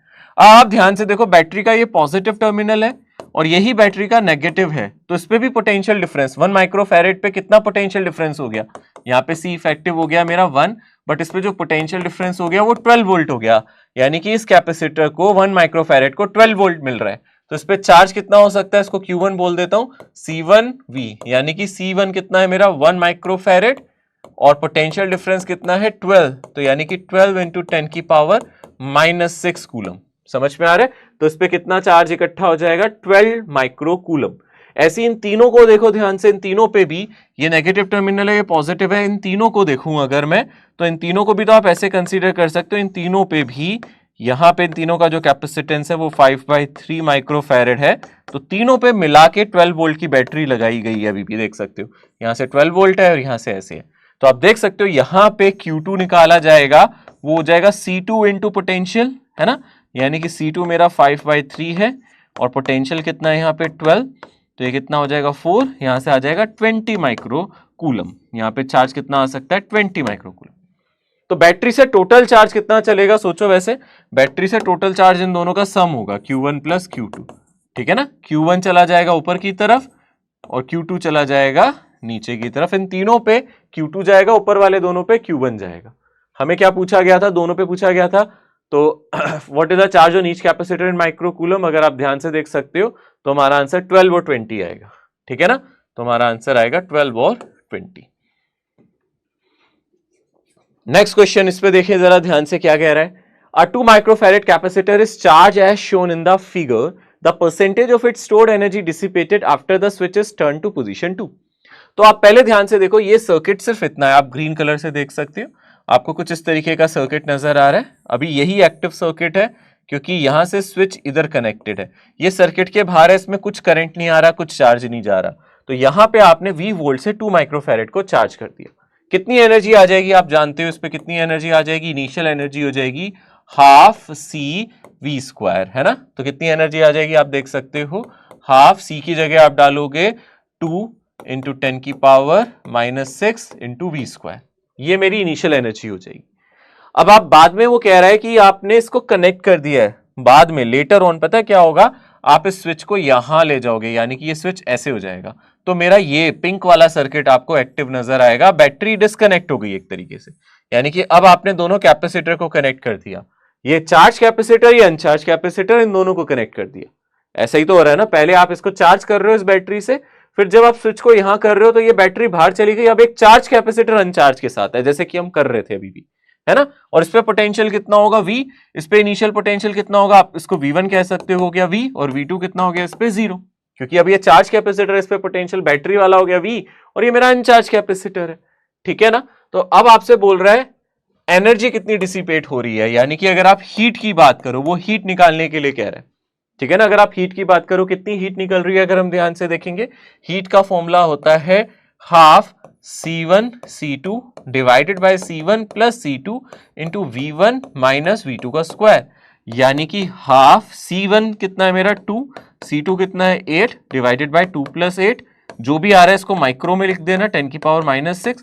पोटेंशियल डिफरेंस इसका V है, इसका 0 है, यानी कि V माइनस 0 का स्क्वायर, यानी कि यहां से आ जाएगा हाफ, ये कितना है 16/10, है ना, और ये आ जाएगा 16 डिवाइडेड बाय 10 इंटू 10 की पावर -6 इंटू V, ठीक है ना। ये मेरी हीट हो गई, पर आंसर परसेंटेज में है, मतलब हीट को मैं टोटल एनर्जी से डिवाइड कर दूं, अगर परसेंटेज में निकालना है आपको, परसेंटेज में कैलकुलेट करना है, तो आप क्या करते हो, इनिशियल से डिवाइड कर देते हो, परसेंटेज निकालना है तो आप हीट को इनिशियल एनर्जी से डिवाइड करो और 100 से मल्टीप्लाई कर दो, उससे क्या कैंसिल हो जाएगा आप देख सकते हो, यहां से आप देखो क्या आ रहा है आपका आंसर, यहां पे आपकी हीट कितनी है 1/2, आप इसको कितना लिख सकते हो 8/5 लिख दें इसको, ठीक है ना, इसको आप लिख दो 8/5 इंटू किसका स्क्वायर है, यहाँ पे V स्क्वायर है ना, 8/5 इंटू 10 की पावर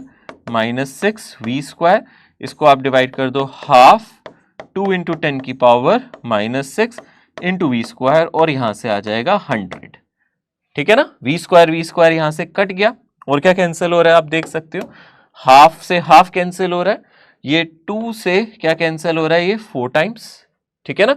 अब ये कितना आ गया 4/5, है ना, बच्चा क्या है 10 की पावर -6 भी कैंसिल हो गया, ये बचेगा 4/5 इंटू 100, यानी कि ये कितना आ जाएगा 80%, यहां से आ जाएगा 80%, ठीक है ना। 80% आपकी एनर्जी हीट में गई है।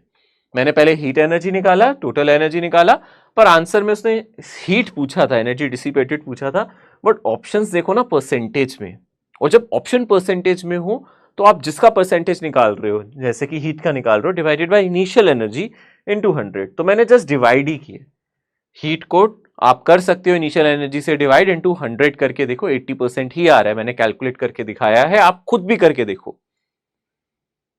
अगला क्वेश्चन क्या कहता है यहां पे, on closing the switch as the amount of charge flows from A to B, यानी कि आप देख सकते हो यहां पे एक कैपेसिटर 2 माइक्रोफैरेड का है, यहां पे एक कैपेसिटर 5 माइक्रोफैरेड का है, इस पे कितना चार्ज है +10 -10, इस पे कितना चार्ज है +5 -5, ठीक है ना, दिख रहा है ना, यानी कि आप दोनों के पॉजिटिव टर्मिनल्स को कनेक्ट कर रहे हो और दोनों के नेगेटिव टर्मिनल्स को कनेक्ट कर रहे हो, ऐसा ही किया है ना, करते थे ना हम C1 V1 को C2 V2 से कनेक्ट करते थे, ये वही है। वो कह रहा है ऐसे स्विच को आप क्लोज कर दो, पर आपको पता है यहां से चार्ज फ्लो करेगा हाई पोटेंशियल से लो, तो आप पहले इसका पोटेंशियल डिफरेंस निकाल लो, V1 कितना हुआ, V1 कितना हो जाएगा, वो आ जाएगा Q1/C1, Q1 यानी कि यहाँ पे कितना है 10 माइक्रो कूलम डिवाइडेड बाय, है ना, यहाँ पे कितना है 10 माइक्रो कूलम, और डिवाइडेड बाय कैपेसिटेंस कितना है 2 माइक्रोफैरेड, तो माइक्रो तो कट गया, यहां से आ गया आपका 5 वोल्ट। इस पे देख लो इनिशियल पोटेंशियल कितना है V2, ये कितना है Q2 डिवाइडेड बाय C2, तो यहां से कितना आ जाएगा, Q2 है मेरा 5, है ना, 5 माइक्रो कूलम, और ये कितना है 1 माइक्रोफैरेड, ये भी एक्चुअली कैंसिल होके 5 वोल्ट आ रहा है, तो आप देखो इसका इनिशियल पोटेंशियल V1 भी 5 है और इसका भी 5 है। तो मैंने आपको बताया था अगर पोटेंशियल ही सेम हो जाए, V1 V2 बराबर हो जाए, तो क्या चार्ज फ्लो करेगा भी? चार्ज फ्लो करेगा तो कहां करेगा? वो हमेशा हाई से लो करता है। ये भी 5 वोल्ट है इनिशियल पोटेंशियल इसका भी, यानी कि आपने 2 माइक्रोफैरेड को 5 वोल्ट से चार्ज किया है और 1 माइक्रोफैरेड को भी 5 वोल्ट की बैटरी से चार्ज करके लगा दिया है, तो नो चार्ज फ्लो। चार्ज क्यों फ्लो करेगा? चार्ज तो तब फ्लो करता है जब पोटेंशियल डिफरेंस होता है, क्योंकि यहां पे V1 V2 के बराबर है, तो Q फ्लो कितना हो जाएगा? कितना चार्ज फ्लो करेगा? ऑब्वियसली 0। ठीक है ना, कितना चार्ज फ्लो करेगा? 0। कोई चार्ज फ्लो थोड़ा करेगा। चार्ज फ्लो के फॉर्मूले में V1 माइनस V2 आता है, आपने देखा था ना, तो यहां पे कोई चार्ज फ्लो नहीं करेगा। अगला question, two capacitors C1 is equals to C, C2 is equals to 3C, they are connected as shown in the figure. Initially K is open and capacitor C1 holds charge Q. After closing K, the charge on each capacitor at steady state will be. यानी कि वो कह रहा है कि C1 पे कितना charge था, अगर आप ध्यान से देखोगे इस पे चार्ज था Q और इस पे चार्ज कितना था? C2 हमारा अनचार्ज्ड है ना, are connected initially K open and C1 holds charge Q, तो इस पे तो कोई चार्ज था नहीं, तो इस पे इनिशियल चार्ज Q था, है ना। तो आप देख सकते हो इस पे कोई चार्ज पहले था नहीं। अब आपसे बोल रहे हैं जैसे ही हम की को क्लोज करेंगे तो फाइनल चार्ज कितना हो जाएगा दोनों पे। ठीक है, तो कैसे करें? फाइनल चार्ज निकालने के लिए मुझे पता है दोनों के लिए हम फाइनल पोटेंशियल निकाल सकते हैं। ठीक है, इनिशियल पोटेंशियल इस पे कितना होगा? अगर आप V1 की बात करोगे, इस पे अगर आप देखना चाहते हो इनिशियल पोटेंशियल कितना होगा, Q is equals to CV होता है, तो V1 कितना हो जाएगा? Q divided by C1। इस पे कितना पोटेंशियल था? इनिशियल 0 था, क्योंकि ये अनचार्ज था। ठीक है, तो फाइनल पोटेंशियल अगर आपको कैलकुलेट करना है तो आप यूज कर सकते हो C1 V1 plus C2 V2 divided by C1 plus C2। तो फाइनल पोटेंशियल क्या हो जाएगा? C1 V1 यानी कि ये हो गया मेरा Q plus 0 divided by C1 plus C2। ये मुझे पता है C है और ये मुझे पता है 3C है, यानी कि ये आ गया है 4C, तो ये आ गया मेरा Q बाय 4C। ठीक है ना, ये मेरा फाइनल पोटेंशियल आ गया। तो मुझे इसका फाइनल पोटेंशियल पता चल गया, तो फाइनल चार्ज निकाल सकते हैं। फाइनल चार्ज कितना होगा उस पे? जो भी उस पे फाइनल पोटेंशियल है और final capacitance Q is equals to CV, है ना। मतलब आप फाइनल पोटेंशियल इनटू ये कर सकते हो, तो ये कितना आ जाएगा? C, फाइनल कैपेसिटेंस तो C ही है, Q डिवाइडेड बाय 4C, यानी कि इस पे आ जाएगा Q बाय 4। मैंने क्या किया है? पहले दोनों पे फाइनल पोटेंशियल निकाल लिया। पहले तो इस पे पोटेंशियल V1 था, इस पे V2 था, 0 था, तो फाइनल पोटेंशियल निकालने के लिए फाइनल पोटेंशियल का फॉर्मूला इस्तेमाल किया। C1 हमें पता है हमारे केस में C है, C2 मुझे पता है हमारे केस में 3C है। ठीक है, तो मैंने इसमें डाल दिया C1 V1 Q के बराबर ही है, क्वेश्चन में दिया है ना ये चार्ज, इस पे इनिशियल चार्ज Q था, और C2 V2 उस पे इनिशियल चार्ज 0 था, है ना, divided by total 4C, Q by 4C final potential आ गया। फाइनल पोटेंशियल पता है तो फाइनल चार्ज बताओ। Q is equals to CV, Q1 dash is equals to C1 V final, C into Q by 4, ये आ गया, है ना। तो आप देख सकते हो ऐसे ही Q2 डैश निकालोगे तो C2 इंटू V फाइनल, यानी कि 3C into Q divided by 4C, C से C कटा तो यहां से आ जाएगा 3Q बाय 4। तो हमारा आंसर क्या आ जाएगा यहाँ पे? Q by 4, 3Q by 4। Simple, आसान क्वेश्चन है ये भी, इसको भी आप आराम से देख सकते हो। Next question, the charge deposited on the 4 microfarad capacitor in the circuit. यहां पे आपसे पूछ रहा है कि 4 माइक्रोफैरेड पे कितना चार्ज डिपॉजिट यहां पे होगा। तो ऐसे क्वेश्चंस को करने के लिए हम लोग सबसे पहले क्या कर ले, इन दोनों का कैलकुलेट कर लेते हैं पैरेलल। तो इन दोनों का पैरेलल कॉम्बिनेशन क्या आएगा, ताकि मैं C इफेक्टिव निकालूं। पैरेलल कॉम्बिनेशन कितना आएगा यहाँ से? 4 इंटू 2, सॉरी 4 प्लस 2, है ना, 4 प्लस 2 यानी कि कितना आ जाएगा? 6 माइक्रोफैरेड। और 6 और 6, है ना, आप जानते हो, यानी कि अब मेरा बैटरी ऐसे बची, आप ध्यान से देख सकते हो। आप बोलोगे सर ये मेरा 6 माइक्रोफैरेड है और उन दोनों का इफेक्टिव भी कितना आया, जल्दी से बोलो। इसका इफेक्टिव भी कितना आया है? 6 माइक्रोफैरेड। ठीक है ना, ये 12 वोल्ट की बैटरी है। ठीक है, तो आप एक चीज समझ सकते हो, अगर ये 12 वोल्ट की बैटरी है, ये 6 है, ये 6 है, तो बैटरी इक्वल वोल्टेज दे देगी ना दोनों को, है ना। इसको भी 6 वोल्ट दे देगी और कहेगी तू भी 6 वोल्ट रख ले, बराबर, दोनों कैपेसिटेंस बराबर है। तो यानी कि हमें पता चल गया इस पे पोटेंशियल डिफरेंस 6 वोल्ट है और इन दोनों पे मिला के भी कितना है? 6 वोल्ट, है ना। अगर मैं इसको 0 लिख रहा हूं तो यहां पे लिख सकता हूं कितना? 12 वोल्ट। यहां पे लिख सकता हूं 12 वोल्ट, इसको लिख सकता हूं 6 वोल्ट। ठीक है ना, इसको क्या लिख सकता हूं? 6 वोल्ट। इस तरीके से मैं लिख सकता हूं 12 वोल्ट। ठीक है ना, अगर ये 12 वोल्ट की बैटरी मान लो मैंने इसका छोटा वाला टर्मिनल 0 वोल्ट पे मान लिया, तो ये 0 वोल्ट, ये 0 वोल्ट, है ना, ये एक जैसा है ना, जैसे हम कलर करके नहीं करते थे, ये सारा 0 वोल्ट हो गया यहाँ से यहाँ तक, और इधर लेफ्ट साइड ये सारा 12 वोल्ट हो गया, ठीक है ना, ये मेरा 12 वोल्ट हो गया यहाँ से यहाँ तक, ठीक है, ये मेरा 6 वोल्ट हो गया यहाँ से यहाँ तक। पोटेंशियल डिफरेंस सही है ना, 6 वोल्ट ही आ रहा है ना आपका, देख सकते हो, ठीक है ना, इस पे कितना आ रहा है आप देख सकते हो, 12 माइनस 6 यानी कि इस पे आ रहा है 6 वोल्ट। अब आपको चाहिए क्या, find the charge deposit on 4 microfarad. तो 4 माइक्रोफैरेड पे कितना पोटेंशियल डिफरेंस है, 6 वोल्ट। इस पे कितना है मेरा 6 वोल्ट, इस पे भी 6 है, ये दोनों पैरेलल में तभी है क्योंकि दोनों पे सेम पोटेंशियल डिफरेंस है। तो ये क्या आ जाएगा इस पे 6 वोल्ट। तो मुझे इस पे चार्ज निकालना है, Q is equals to CV। तो C कितना है इसका 4 माइक्रोफैरेड, और V कितना है मेरा 6, तो यहां से आ जाएगा 24 इंटू 10 की पावर माइक्रो है, सॉरी 10 की पावर माइनस 6 इंटू V कितना है मेरा 6 है, तो ये आ जाएगा 24 इंटू 10 की power minus 6 coulomb, 24 micro coulomb, ठीक है। तो 24 इंटू 10 की पावर माइनस 6 ये आ गया, ठीक है ना। यहां इस पे भी अगर आप चार्ज निकालना चाहो सब पे निकाल सकते हो। अगर आपको इस पे चार्ज निकालना होता तो यहां से आ जाता यहाँ का CV, तो यहां से आ जाता 36 माइक्रो कूलम, ठीक है ना। इस पे चार्ज निकालना हो तो इस पे भी निकाल सकते हो। इस पे कितना आ जाएगा 2 इंटू 6 इंटू 10 की पावर माइनस 6 यानी कि 12 माइक्रो कूलम।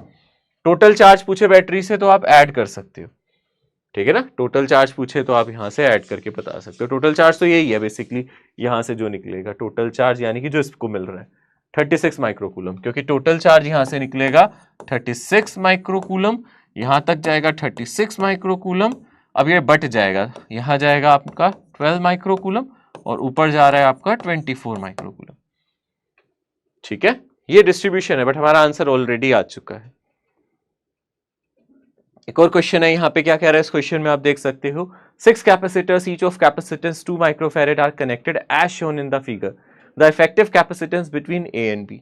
याद है ना, इस क्वेश्चन को करने का सबसे बढ़िया तरीका क्या होता था, आप ए को कलर करना स्टार्ट कर दो, ये ना ए, इस तरीके से देखो, ये सारा मेरा ए बन रहा है, ठीक है ना।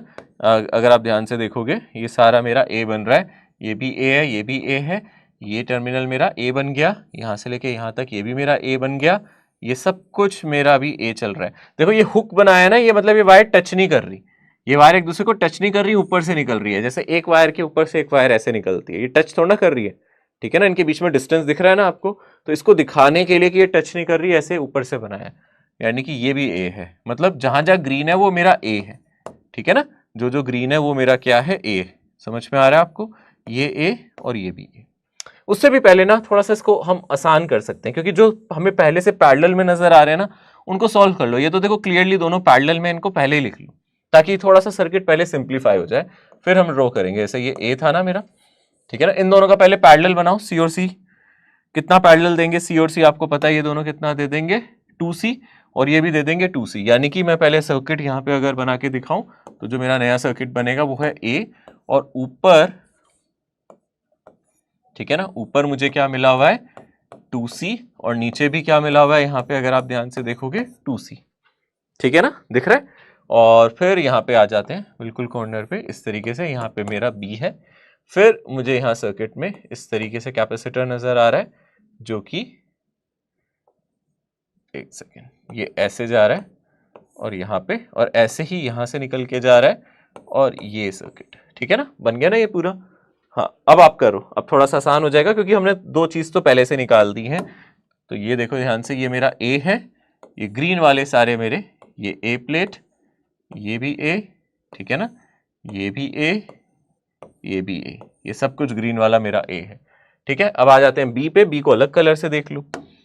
सब कुछ वैसे ए और बी के बीच में ही आ रहा है, यहाँ पे आप देखना ध्यान से, ये बी है पिंक से, ठीक है ना, ये पूरा यहाँ तक बी है, ये यहाँ से ऊपर से जा रहा है, और ये बी है, यानी कि सारे कैपेसिटेंस ग्रीन और पिंक के बीच में ही बन रहे हैं, और कोई और तो हमारा पोटेंशियल है ही नहीं। तो 2C, और ये वाला कैपेसिटर कितना है C, ये वाला कैपेसिटेंस कितना है C, और ये 2C, ये भी C था, ये भी C था, यानी कि 2C 2C CC ये सब पैरेलल में है, तो ऐड हो जाएंगे सिंपली, सब पैरेलल में ही तो है ना, इन दोनों के बीच में AB, इनके बीच में AB, इनके बीच में AB, सभी के बीच में पोटेंशियल तो AB का ही है। तो 2C प्लस 2C, यानी कि यहाँ से आ जाएगा 2C plus 2C plus C plus C, कितना आ जाएगा यहाँ से 6C आ जाएगा। सिंपल है, इसका आंसर 6C आ जाएगा। और C की वैल्यू हमें पता है यहाँ पे कितनी है, C की वैल्यू कितनी है 2 माइक्रोफैरेड, तो 6 इंटू 2 यानी कि 12 माइक्रोफैरेड। तो 12 माइक्रोफैरेड हमारा आंसर आ जाएगा, सिंपल। ठीक है ना, देखने में कॉम्प्लेक्स सा लग रहा है पर कुछ है सर्किट बहुत ही आसान। To form a composite 16 microfarad 1000 volt capacitor from a supply of identical capacitor marked 8 microfarad to 50 volt, we required a minimum number of capacitor. तो देखो क्वेश्चन को पहले ध्यान से पढ़ो, क्वेश्चन का मतलब समझो तो समझ में आएगा क्या कह रहा है। यहां बोल रहा है हमें एक 16 माइक्रोफैरेड और 1000 वोल्ट का, यानी कि एक तरीके से इसकी कुछ ये ब्रेकडाउन टाइप वोल्टेज होगी 1000 वोल्ट, ये कैपेसिटर हमें बनाना है। 16 माइक्रोफैरेड का एक कैपेसिटर हमें बनाना है, पर हमारे पास जो अवेलेबल कैपेसिटर है ना वो ये है। मेरे पास जो कैपेसिटर मेरे पास है वो है जिनका कैपेसिटेंस है 8 माइक्रोफैरेड का, और वो ज्यादा से ज्यादा कितनी वोल्टेज ले सकते हैं, 250 वोल्ट। बट जो मुझे चाहिए वो क्या चाहिए, मुझे चाहिए 16 माइक्रोफैरेड। तो आप कहोगे अगर मैं इनको दो पैरेलल में कनेक्ट कर दूं तो 16 बन जाएगा, बन सकता है ना कि सर ऐसे दो पैरेलल में कनेक्ट कर दो 16 बन जाएगा, पर ब्रेकडाउन वोल्टेज तो 250 हो जाएगी, और मुझे ब्रेकडाउन वोल्टेज कितनी चाहिए, एक तरीके से 1000 वोल्ट चाहिए। मैं चाहता हूं 1000 वोल्ट तक आए ताकि चार्ज भी ज्यादा मिल सके। तो आप क्या करोगे, एक काम करो, आप ऐसे सोचो कि 1000 वोल्ट कब आएगी, जब आप ऐसे कितने कैपेसिटर लगाओगे सीरीज में। सोचो आप ऐसे कितने कैपेसिटर लगाओगे कि 1000 वोल्ट आ जाए। 1000 डिवाइडेड बाय 250 कितने, 4। अगर आप 4 कैपेसिटर सीरीज में लगा देते हो, देखो तो इसको कितनी मिलेगी 250 वोल्ट, इसको भी कितनी मिलेगी 250 वोल्ट, इसको भी कितनी मिलेगी 250 वोल्ट, और इसको भी क्या मिलेगी 250 वोल्ट। तो क्या चारों को ऐड करके 1000 वोल्ट आ रहा है, बट कैपेसिटेंस तो नहीं मिला जो मुझे चाहिए था। ये 8 माइक्रोफैरेड है, ये कितना है 8 माइक्रोफैरेड, ये कितना है 8 माइक्रोफैरेड और 8 माइक्रोफैरेड। यानी कि जब आपने इनको चारों को लगा दिया सीरीज में तो कोई प्रॉब्लम नहीं है। चारों को सीरीज में लगाने से बेस्ट चीज ये है कि हमें एक नया कैपेसिटर मिल गया जिसका कैपेसिटेंस कितना होगा, सोचो एक नया कैपेसिटर मिल गया जिसका कैपेसिटेंस कितना होगा 8/4 यानी कि 2 माइक्रोफैरेड, बट हाँ 1000 वोल्ट का इस पे ब्रेकडाउन आ जाएगा।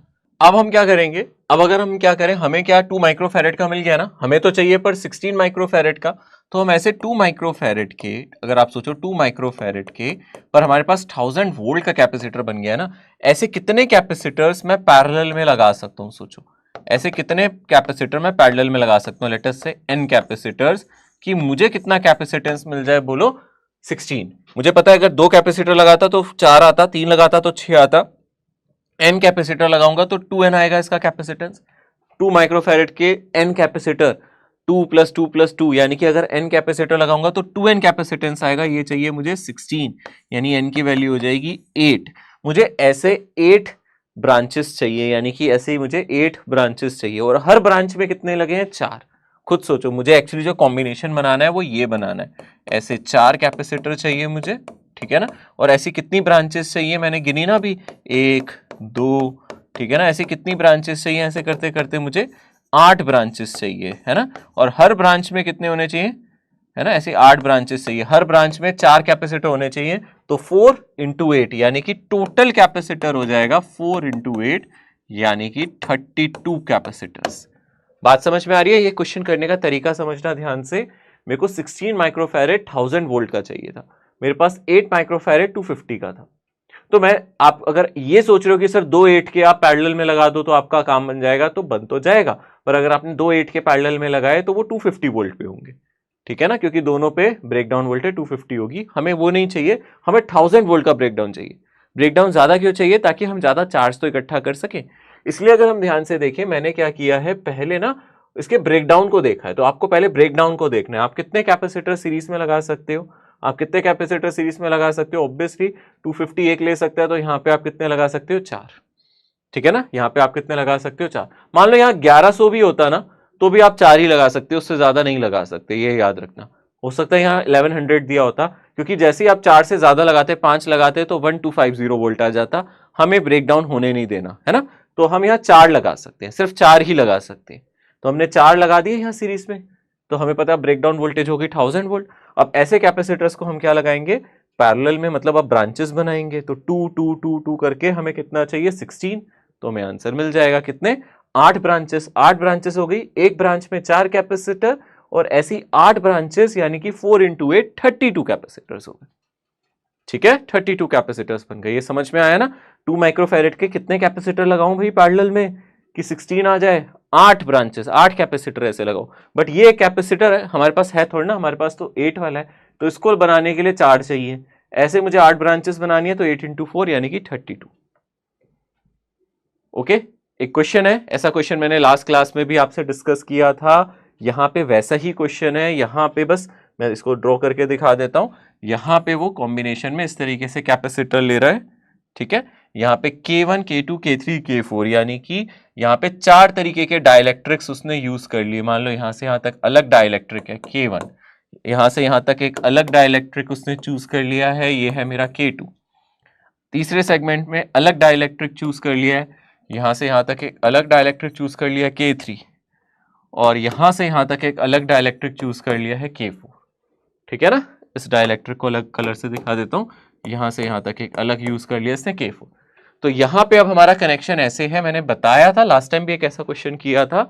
यहां पे आपको पहले इनका पैरेलल और इनका पैरेलल नहीं लेना है, ये स्ट्रिक्टली याद रखना। ऐसा क्यों नहीं करते मैंने एक्सप्लेन भी किया था, क्योंकि बेटा इन दोनों के बीच का पोटेंशियल डिफरेंस सेम नहीं होगा। ये वाली लाइन और ये वाली लाइन सेम पोटेंशियल पे नहीं है, देख सकते हो ना, ये कैपेसिटेंस अलग है, ये कैपेसिटेंस अलग है, तो इनका पोटेंशियल सेम नहीं है। यानी कि हमें पहले ऊपर वालों को सीरीज में लेना है, नीचे वालों को सीरीज में लेना है। इसको इसका कैपेसिटेंस C1 मान लो, इसका C2, इसका C3 मान लो, इसका C4। यानी कि इसका जो रिजल्टेंट होगा वो कुछ ऐसे होगा कि हमारे पास ऊपर 2 कैपेसिटेंस सीरीज में, नीचे 2 कैपेसिटेंस सीरीज में, और ये C1 हो गया, ये C2 हो गया, ये C3 हो गया, ये C4 हो गया, और फिर उनका पैरेलल। C1 का जो फॉर्मूला होगा वो कितना होगा सोचो।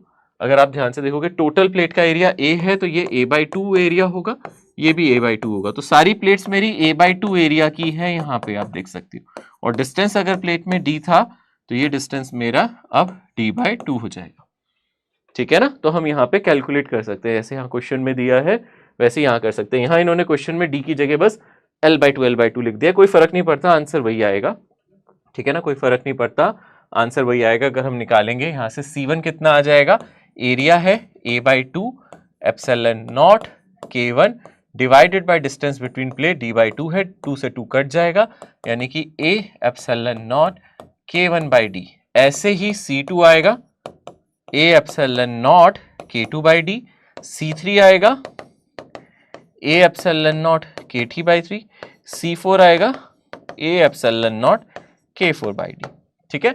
सीरीज कनेक्शन C1 और C2 का series, C1 and C2 series में है, तो इनका सीरीज कनेक्शन होगा C1 C2 divided by C1 plus C2। डालो, सब्स्टिट्यूट करो, ठीक है ना। कितना आ जाएगा, A epsilon naught by D K1, A epsilon naught by D, ठीक है, A epsilon naught by D K2, और डिवाइड में क्या आएगा, A epsilon naught by D K1 plus A epsilon naught by D K2। देखो ध्यान से, यहाँ पे ऊपर आप देख सकते हो A epsilon naught by D into A epsilon naught by D को एक साथ लिख दो, K1 K2 को एक साथ लिख दो, नीचे से A epsilon naught by D common आ सकता है इन दोनों से, और यहां से क्या बचेगा फिर K1 प्लस K2, ठीक है ना। देख सकते हो यही आएगा, ऊपर तो मल्टीप्लीकेशन में, नीचे ये कॉमन लेके आप कैंसिल कर सकते हो, यानी कि ऊपर से मिलेगा आपको A एप्सिलॉन नॉट, ठीक है, divided by D K1 K2 divided by K1 plus K2। ये सीरीज कनेक्शन किसका निकाला है मैंने, C1 C2 का। ऐसे ही आप सीरीज कनेक्शन किसका निकाल सकते हो बोलो, C3 और C4 का अगर आप सीरीज निकाल रहे हो, C3 एंड C4 का अगर आप सीरीज निकाल रहे हो तो सेम ऐसा ही रिजल्ट आएगा। वो कितना आ जाएगा, A epsilon naught by D K3 K4 divided by K3 plus K4, ठीक है ना। इन दोनों का सीरीज आपस में पैरेलल में है, यानी कि फाइनली मैं यहाँ फाइनल अगर इसका रिजल्ट दिखाऊं, सी इफेक्टिव को हम भी लिख सकते हैं यहाँ पे A epsilon naught by D into K effective. वो किसके इक्वल आ जाएगा, इसको आप K इफेक्टिव ऐसे लिख सकते हो। सी इफेक्टिव को अगर हम पूरे कैपेसिटर की बात करें, वो किसके इक्वल आएगा, दोनों को जोड़ के, इन दोनों के सीरीज कॉम्बिनेशन को जोड़ के, है ना। यानी कि A epsilon naught by D K1 K2 divided by K1 plus K2 plus A epsilon naught by D K3 K4 divided by K3 plus K4, ठीक है ना। आप देख सकते हो A epsilon naught by D यहाँ से कैंसिल हो जाएगा, यहाँ से जो K इफेक्टिव आ जाएगा वो दिख रहा है हमें K1 K2 divided by K1 plus K2 plus K3 K4 divided by K3 K4, ये हमें आंसर मिलेगा, ठीक है ना, इस तरीके से हम इसको सॉल्व कर सकते हैं। तो हमारा आंसर यहां से कौन सा आ जाएगा, आपको कोई ऑप्शन नजर आ रहा है, ये वाला ऑप्शन नजर आ रहा है। ये ऐसा सा क्वेश्चन हमने लास्ट टाइम भी किया था, ठीक है, तो काफी बच्चों का डाउट था उसमें, इसलिए मैंने ऐसा एक एग्जैक्ट क्वेश्चन रख दिया। सो यहां तक हमें समझ में आ गया, यही हमारा कंप्लीट सिलेबस है। अब कई बार कई जगह हम देखते हैं आरसी सर्किट वगैरह पढ़ना होता है, बट क्लियरली सिलेबस में बिल्कुल भी मेंशन नहीं है आरसी सर्किट के बारे में, और वैसे भी उसको थोड़ा सा समझने के लिए करंट इलेक्ट्रिसिटी की नॉलेज चाहिए। सो आई विल से कि स्किप कर दो उस टॉपिक को, आप उस पर ज्यादा जोर मत डालो, वो आरसी सर्किट आता ही नहीं है, मतलब जिसमें आप लोगों को लॉ वगैरह की वो इक्वेशन आती है, वो है ही नहीं सिलेबस का पार्ट, तो उसमें इतना टाइम वेस्ट ना करें। समय आपके पास कीमती है, कम बचा है, इससे बेटर है आप जो चीजें कर रहे हैं उसको बहुत अच्छे से करें, रेदर देन आप इधर उधर की चीजें पढ़ना स्टार्ट कर दें। सो प्लीज थोड़ा सा केयरफुल हो जाए कि हम लोगों को ऐसा नहीं करना है कि जेई के क्वेश्चंस करने बैठ गए और हमारा सिलेबस ही नहीं हो रहा जी। क्यों नहीं हो रहा सिलेबस? क्योंकि हम इररेलेवेंट चीजें ज्यादा कर रहे हैं। इसलिए कोशिश करो जो रेलिवेंट है, आपके एग्जाम में चीजें आ चुकी हैं, जैसे कि मैं क्वेश्चंस करा रहा हूं, मैं रिलेटेड करा रहा हूं, ऐसे क्वेश्चंस मुझे लगता है एग्जाम में आ सकते हैं, इससे ज्यादा बाहर नहीं लेके जा रहा हूं मैं आपको, उसी से मिलते जुलते उसी के आसपास के क्वेश्चंस कराने की मेरी कोशिश रहती है। ठीक है, मैं ये नहीं चाह रहा कि इतना कुछ करा दूं कि आप लोगों को समझ में ही ना आए और आपको याद ही ना रहे। उतनी चीजें करो जो याद रहे और आप उसमें कॉन्फिडेंटली करके आओ। अब हम लोग क्या कर रहे हैं, यहाँ पे समरी स्टार्ट कर रहे हैं, यानी कि इस चैप्टर में मैंने कहा था कुछ टॉपिक्स हैं जो हम लोगों ने डिस्कस करने, एक बार समराइज कर देता हूं मैं दोबारा से, जो हमने पहले पढ़े थे वही है जो मैंने आपको क्लास में पढ़ाए थे। जैसे कि सबसे पहले हमने चार्ज इन अ कैविटी के बारे में थोड़ा बहुत डिस्कशन किया था हम लोगों ने। बेसिक फॉर्मूला अगर हम बात करें, किसी की कैविटी के अंदर चार्ज होता है, हमने यूनिट में हमने ये सबसे पहले डिस्कशन किया था, अगर कैविटी के अंदर चार्ज होता है तो क्या होता है, मैंने बताया था कि स्फेरिकल कैविटी है, उसके अंदर चार्ज अगर क्यू रखा है तो इनर सरफेस पे नेगेटिव चार्ज डेंसिटी आ जाएगी, आउटर सरफेस पे उतनी ही पॉजिटिव चार्ज डेंसिटी आ जाएगी। इलेक्ट्रिक फील्ड कैविटी के अंदर होगी, पर इलेक्ट्रिक फील्ड मटेरियल के अंदर कभी भी नहीं होगी। मैंने बताया था electric field is inside cavity, electric field हमारे कंडक्टर के अंदर नहीं हो सकती। चार्ज डेंसिटी इनर सरफेस पे क्या आएगी, अगर आपने अंदर पॉजिटिव चार्ज रखा है तो -q/4πr², इनर रेडियस का स्क्वायर है ना। अगर यहाँ पॉजिटिव चार्ज है, अगर यहाँ नेगेटिव चार्ज है तो अंदर पॉजिटिव चार्ज डिपॉजिट होगा, बाहर नेगेटिव चार्ज आएगा। अगर नेगेटिव चार्ज अंदर है तो यहाँ पे पॉजिटिव चार्ज डेंसिटी और बाहर नेगेटिव चार्ज डेंसिटी। सेंटर पे चार्ज पॉजिटिव है तो यहाँ नेगेटिव चार्ज डेंसिटी और बाहर पॉजिटिव चार्ज डेंसिटी, वही मैंने यहाँ पे लिखा है, charge per unit area charge density. ठीक है, इसके अलावा पोटेंशियल हम लोगों ने यहां देखा था, पोटेंशियल का फॉर्मूला मैंने सिखाया था, पोटेंशियल एनर्जी का फॉर्मूला दिखाया था k(q1q2) 1/x2 - 1/x1, और यहां पे इंफिनिटी पे हम पोटेंशियल एनर्जी को जीरो मानते हैं, इसलिए पोटेंशियल एनर्जी का फॉर्मूला k(q1q2/r) हम लोगों ने पढ़ा है। दो पॉइंट चार्ज के लिए, हमने पॉइंट चार्ज के लिए किया था, याद होगा आपको। ठीक है, सिस्टम ऑफ चार्जेस के लिए मैंने बताया था हम नंबर ऑफ पेयर्स भी निकाल सकते हैं, है ना। फॉर्मूला क्या है, अगर हमारे पास n नंबर ऑफ चार्जेस हैं तो n × n-1 डिवाइडेड बाई 2 करके आप नंबर ऑफ पेयर्स कैलकुलेट कर सकते हो, कितने पेयर्स आपके पहले बन रहे हैं। अगर 4 चार्जेस हैं तो 6 पेयर बनेंगे, है ना। ज्यादा चार्जेस हैं, अगर 5 चार्जेस हैं तो 5 × 5 - 1/2 करके आप पेयर्स निकाल सकते हो। तो जितने चार्जेस हैं उतने पेयर बनेंगे, पेयर वाइज आप पोटेंशियल एनर्जी यहाँ पे सब्स्टिट्यूट करते हो। ठीक है, इसके बाद हम लोगों ने देखा था इलेक्ट्रोस्टैटिक पोटेंशियल के बारे में, और सिंपली हमें एक पॉइंट चार्ज का पोटेंशियल पता होना चाहिए। अगर चार्ज Q1 है तो k(q1/r), चार्ज Q2 है तो k(q2/r). पोटेंशियल मेरी या पोटेंशियल एनर्जी मेरी कैसी क्वांटिटी होती है, स्केलर। पोटेंशियल एनर्जी नेगेटिव आने का मतलब मेरे जो फोर्सेस हैं वो अट्रैक्टिव है। पोटेंशियल एनर्जी पॉजिटिव आने का मतलब, पोटेंशियल एनर्जी पॉजिटिव है तो चार्ज मेरे पॉजिटिव या फिर एक पॉजिटिव, मतलब दोनों पॉजिटिव है या दोनों नेगेटिव है, यानी कि फोर्सेस मेरे वहां रिपल्सिव है। अट्रैक्टिव फोर्सेस में हमारा पोटेंशियल एनर्जी नेगेटिव आती है, रिपल्सिव फोर्सेस में पोटेंशियल एनर्जी पॉजिटिव आती है। और पोटेंशियल भी आपका ऐसे ही है, अगर आप नेगेटिव पोटेंशियल की बात कर रहे हो तो नेगेटिव चार्ज की वजह से, पॉजिटिव पोटेंशियल कर रहे हो तो पॉजिटिव चार्ज की वजह से। इसके अलावा डाइपोल पे हमने देखा था इसकी इक्वेटोरियल प्लेन में पोटेंशियल 0 होता है, आपने देखा था बिल्कुल इसके सेंटर से जो एक प्लेन जा रहा है इक्वेटोरियल, वहां पे कभी पोटेंशियल नहीं होगा। इसके अलावा relation between work done and potential मैंने ये बताया था, work done by external force का मतलब चार्ज जो आप मूव कर सकते हो, movable charge into potential difference between 2 points. ये वर्क डन के फॉर्मूले को हमने यूज किया था डिफरेंट क्वेश्चन में। इक्विपोटेंशियल सर्फेसेस पे हमें पता है वर्क डन 0 होता था, याद है ना। जहां पोटेंशियल डिफरेंस नहीं है वहां वर्क डन नहीं करना पड़ेगा। फिर हम लोगों ने इलेक्ट्रिक फील्ड और पोटेंशियल के बीच का रिलेशन देखा था, electric field is minus dough V by dough x i cap minus dough V by dough y j cap minus dough V by dough z k cap. हम इसको बोलते थे minus dough V by dough x i, इसको हम बोलते थे x component of electric field. ये electric field का एक्स कॉम्पोनेंट है। ऐसी यहां पे क्या मिलेगा, वाई कॉम्पोनेंट, और ये इलेक्ट्रिक फील्ड का Z component. Minus dough V by dough X X component, minus dough V by dough Y Y component, minus dough V by dough Z Z component of electric field. Electric field हमेशा high potential से low जाती है। जहां electric field नहीं है, इसका मतलब है वहां पोटेंशियल सेम है। अगर पोटेंशियल डिफरेंस नहीं है तो इलेक्ट्रिक फील्ड एग्जिस्ट नहीं करती। यहां पे हम लोगों ने पोटेंशियल निकाला था due to ring on its axis, तो यहां पे मैं हेडिंग लिख देता हूं ऊपर। यहां पे हम क्या कह रहे हैं, पोटेंशियल ड्यू टू रिंग, ठीक है ना। यहां पे हम पोटेंशियल ड्यू टू रिंग हम लोगों ने कैलकुलेट किया था एक रिंग पे एट एक्सिस, ठीक है ना। उसकी एक्सिस पे हम लोग देख रहे थे, तो हमने यहाँ पे पोटेंशियल का फॉर्मूला क्या देखा था, अगर आपको याद है, K Q X divided by R cube. इसकी इलेक्ट्रिक फील्ड होती थी, बट पोटेंशियल क्या है, simply K into total charge और डिस्टेंस, ठीक है ना, सरफेस से डिस्टेंस जो भी है आर डिस्टेंस, तो के क्यू बाई आर। सिंपली इसका जो पोटेंशियल है वो ये होता है, ठीक है ना। ये आप देख सकते हो यहाँ पे आर जो लिखा गया है वो X square plus R square की पावर 1/2 है। एक्स का मतलब होता था यहां से कितना डिस्टेंस है आपका, एक्स का मतलब होता था कि आप यहां से इसका कितना डिस्टेंस देख रहे हो, दिस इज कॉल्ड एक्स। इसके सेंटर से कितना डिस्टेंस देख रहे हो। इसके अलावा अगर हम पोटेंशियल रिंग पे निकाल रहे हैं तो हमें पता है पोटेंशियल यहाँ पे सेंटर पे मैक्सिमम होता है।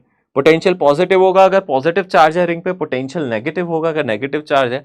इलेक्ट्रिक फील्ड r/√2 पे मैक्सिमम होती थी, बट पोटेंशियल सेंटर पे मैक्सिमम है। फर्क है ना, पोटेंशियल सेंटर पे मैक्सिमम है, इलेक्ट्रिक फील्ड r/√2 पे मैक्सिमम होती थी। यहां पे हम लोग देख सकते हैं नॉन यूनिफॉर्मली चार्ज रिंग होगी तो भी एक्सिस पे पोटेंशियल वही रहेगा, सेंटर पे वही रहेगा। यानी कि रिंग को चार्ज यूनिफॉर्म होना जरूरी नहीं है पोटेंशियल के लिए, इलेक्ट्रिक फील्ड के लिए नहीं।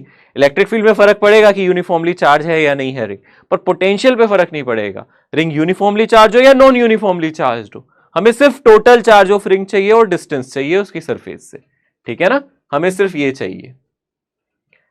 इसके बाद मैंने आपको बताया था कि इलेक्ट्रिक फील्ड जीरो हो सकती है एक ऐसी जगह पे, हो सकता है वहां पोटेंशियल जीरो ना हो, और ऐसा भी हो सकता है एक ऐसी जगह पे पोटेंशियल जीरो हो और इलेक्ट्रिक फील्ड जीरो ना हो। यानी कि ऐसा कोई कंपल्शन नहीं है कि इलेक्ट्रिक फील्ड और पोटेंशियल दोनों साथ में जीरो हो, ऐसा कुछ जरूरी नहीं।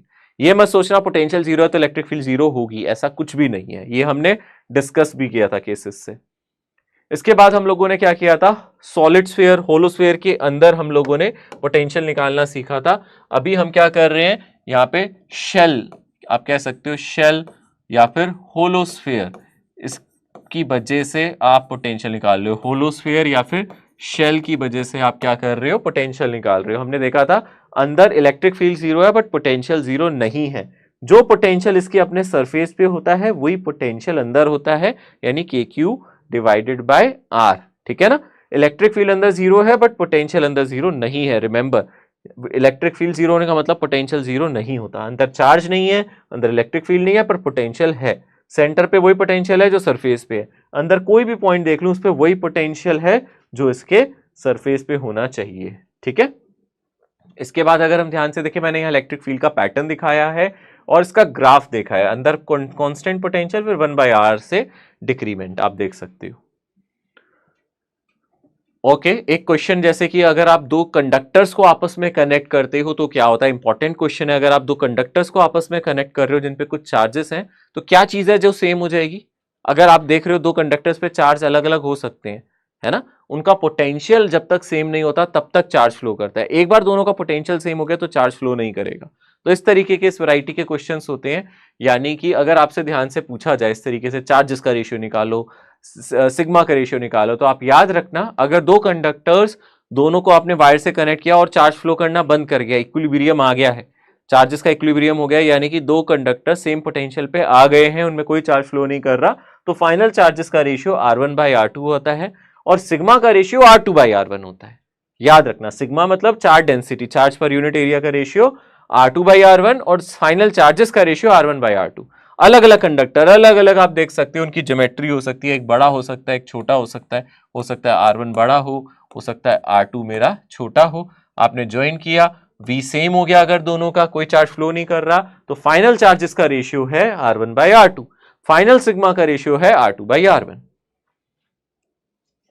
ओके यहां पे इस तरीके के क्वेश्चन आते हैं जब हम बहुत सारी ड्रॉप्स को कंबाइन करते हैं। ऐसे मान लो डिफरेंट डिफरेंट ड्रॉप्स को अगर हम कंबाइन कर रहे हैं, हमने अगर n ड्रॉप्स को कंबाइन करा और हमने एक सिंगल ड्रॉप बना दी, n ड्रॉप्स को कंबाइन करके एक सिंगल ड्रॉप बना दी। याद है मैंने बताया था रेडियस अगर आप निकालना चाहते हो तो n की पावर 1/3 टाइम्स r होगा, जो बड़े वाले की रेडियस होगी, ठीक है ना, वो n की पावर 1/3 टाइम्स r हो जाएगी। बट अगर आप फाइनल पोटेंशियल निकालना चाहते हो तो n की पावर 2/3 इंटू इनिशियल पोटेंशियल। तो बड़े वाले का potential of bigger sphere is equals to n की power 2/3 times potential of smaller sphere, ठीक है ना। n का मतलब है नंबर ऑफ स्फीयर जो आपस में ज्वाइन हो रहे हैं। छोटे स्फीयर का पोटेंशियल v है तो बड़े स्फीयर का पोटेंशियल n की पावर 2/3 टाइम्स छोटे वाले पोटेंशियल के इक्वल होगा। Potential due to a uniformly charge solid sphere, अगर हम ध्यान से देखेंगे ये इंसुलेटिंग है, यानी कि यहाँ पे इंसुलेटर की बात कर रहे हैं, इंसुलेटिंग नॉन कंडक्टिंग, इंसुलेटिंग बोलो या फिर नॉन कंडक्टिंग सॉलिड स्फीयर के अंदर और बाहर बात कर रहा है, यूनिफॉर्मली चार्ज है, ठीक है। इसके अंदर पोटेंशियल का वेरिएशन होता है इस फॉर्मूले से, के Q divided by 2r³ 3r² minus r², ठीक है। अगर Q पॉजिटिव है तो पॉजिटिव पोटेंशियल होगा अंदर, नेगेटिव है तो नेगेटिव पोटेंशियल होगा। यहाँ पे सेंटर पे जो पोटेंशियल है वो 3/2 टाइम्स सरफेस के आता है, यानी कि यहाँ का पोटेंशियल सरफेस के 3/2 टाइम्स होता है, ठीक है ना। अगर पॉजिटिव है तो अंदर का पोटेंशियल ज्यादा होगा, बाहर का कम। अगर नेगेटिवली चार्ज स्प्रेड है तो अंदर का कम और बाहर का ज्यादा, क्योंकि पॉजिटिवली चार्ज है तो इलेक्ट्रिक फील्ड बाहर जाएगी, नेगेटिवली चार्ज है तो अंदर जाएगी। यहां भी आप देख सकते हो यहाँ पे वेरिएशन कुछ इस तरीके से होता है। आउटसाइड वेरिएशन नहीं है, आउटसाइड 1/r के ऊपर डिपेंडेंसी है, बट इनसाइड वेरिएशन यहां बदल जाता है। फिर हम लोगों ने यहाँ पे क्या देखा था, कॉन्सेंट्रिक स्फेरिकल शेल्स के बारे में देखा था। हमने डिफरेंट डिफरेंट शेल्स देखी थी। हमने पहले एक ये शेल बनाई, एक ये शेल बनाई, एक ये शेल बनाई, फिर हमने यहाँ पे तीनों जगह क्या निकाला था, पोटेंशियल वगैरह चेक किया था। यहाँ पे हम इसको ध्यान से देख सकते हैं, ये इक्वी पोटेंशियल सर्फेसिस को दिखा रहा है रियलिटी में, तो कि एक पॉइंट चार्ज की इक्वी पोटेंशियल सर्फेसिस कैसी है, ठीक है। तो अभी तो यहाँ पे जो डायग्राम शो कर रहा है वो इक्वी पोटेंशियल सरफेस के लिए कर रहा है, तो मैं हेडिंग डाल देता हूँ फर्स्ट ऑफ ऑल, ताकि आप कंफ्यूज ना हो जाए। यहाँ पे इक्वी पोटेंशियल सरफेस की बात कर रहे हैं, equi potential surfaces. Equi potential surfaces का मतलब वो सरफेसेस जहाँ पोटेंशियल सेम है, तो बीच में कोई पॉइंट चार्ज होगा क्यू, तो ये ब्लू कलर की सरफेस, एक पिंक कलर की, एक ये तीसरी ऑरेंज कलर की, जो r1 डिस्टेंस पे वो ब्लू कलर की है। यहाँ पे पूरी सरफेस पे पोटेंशियल v1 है, यहाँ पे v2 है, यहाँ v3 है। यहाँ नॉन यूनिफॉर्म इलेक्ट्रिक फील्ड है, क्योंकि दूर जाते जाते इलेक्ट्रिक फील्ड घट रही है, तो पोटेंशियल जो सरफेसेस हैं वो स्फेरिकल शेप की है। पॉइंट चार्ज के लिए इक्वी पोटेंशियल सरफेसेस स्फेरिकल होती हैं। The shape of the equipotential surfaces are spherical. Concentric shells पूछा जा सकता है क्या शेप होगी इक्वी पोटेंशियल सरफेस की, एक पॉजिटिव पॉइंट चार्ज की, तो ऐसे शेल्स होंगे। ज्यादा पोटेंशियल मेरा v1 का होगा, फिर v2 का होगा, फिर v3 का होगा, यानी पोटेंशियल बाहर की तरफ डिक्रीज कर रहा है। नेगेटिव चार्ज के लिए बस उल्टा हो जाएगा, यहाँ पे इसका पोटेंशियल ज्यादा, इसका कम, इसका कम, है ना। यानी कि अगर हम ध्यान से देखेंगे बाहर से अंदर की तरफ इलेक्ट्रिक फील्ड लाइन आएंगी, बट बनेंगी स्फेरिकली। और हमने देखा था यूनिफॉर्म इलेक्ट्रिक फील्ड के लिए जो इक्वी पोटेंशियल सर्फेसेस होती हैं वो प्लेन शीट्स होती हैं, तो प्लेन शीट्स हमारी इक्वी पोटेंशियल सर्फेसेस होती हैं यहाँ पे। इसके अलावा potential due to electric dipole का हमने फॉर्मूला देखा था। हमने देखा था यहाँ डाइपोल के फॉर्मूले में हमने इसको क्या करा था, डिफरेंशिएट कर दिया था। तो हम देख सकते हैं यहाँ पे, सॉरी इंटीग्रेट कर दिया था इलेक्ट्रिक फील्ड के फॉर्मूले को यहाँ पे। तो मेरा आंसर आया था KP cos theta by r², ठीक है ना। तो हम r किसी थीटा एंगल पे हम यहाँ देख रहे हैं, तो ये आया था। अगर आप यहाँ एक्सिस पे देख रहे हो तो थीटा को 0 डाल सकते हो, तो KP बाई r² आ जाएगा। और एक्सिस पे अगर यहाँ देख रहे हो तो थीटा को 180 डिग्री डाल सकते हो, तो यहाँ नेगेटिव आ जाएगा। तो एक्सिस में डाइपोल की तरफ पॉजिटिव चार्ज की तरफ पोटेंशियल पॉजिटिव, नेगेटिव चार्ज की तरफ potential negative, but along the axis आप यहाँ पोटेंशियल देख सकते हो। थीटा को 90 डिग्री डालोगे, इक्वी पोटेंशियल सरफेस आएगी।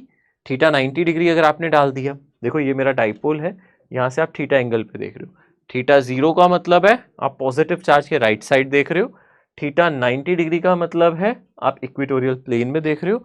और थीटा को और पीछे ले जाओ, 180 डिग्री का मतलब है आप नेगेटिव चार्ज के लेफ्ट देख रहे हो। फॉर्मूला ये याद रखना है यहाँ पोटेंशियल का, ठीक है। तो यहाँ पे यहाँ इक्वेटोरियल पे थीटा 90, तो पोटेंशियल 0 एंगल पे, 0 डिग्री एंगल पे यहाँ पे पोटेंशियल पॉजिटिव, और इधर जाओगे तो नेगेटिव, ठीक है। ये जो मैं पहले बता रहा था वो यहाँ पे है, कॉन्सेंट्रिक स्फेरिकल शेल्स है। यहाँ पोटेंशियल निकालना सिखाया है A1, 2 और 3 पॉइंट पे। तो यहाँ पे पोटेंशियल निकालोगे तो टोटल पोटेंशियल ये आएगा। सेकेंड वाली सरफेस पे निकालोगे ये, थर्ड वाली पे ये। और हमने यहां देखा था जो हमारी सबसे अंदर वाली सरफेस होती थी वहां पोटेंशियल सबसे ज्यादा होता है, फिर यहां कम हो जाएगा और यहां पे और कम हो जाएगा, इनर सरफेस पे पोटेंशियल ज्यादा होगा। कैपेसिटर्स के बारे में थोड़ा सा बताया था, कैपेसिटर जो कैपेसिटी होती है यहाँ पे, यहाँ C is equals to Q by V इसका फॉर्मूला होता है, this is the formula for the capacitance, ठीक है।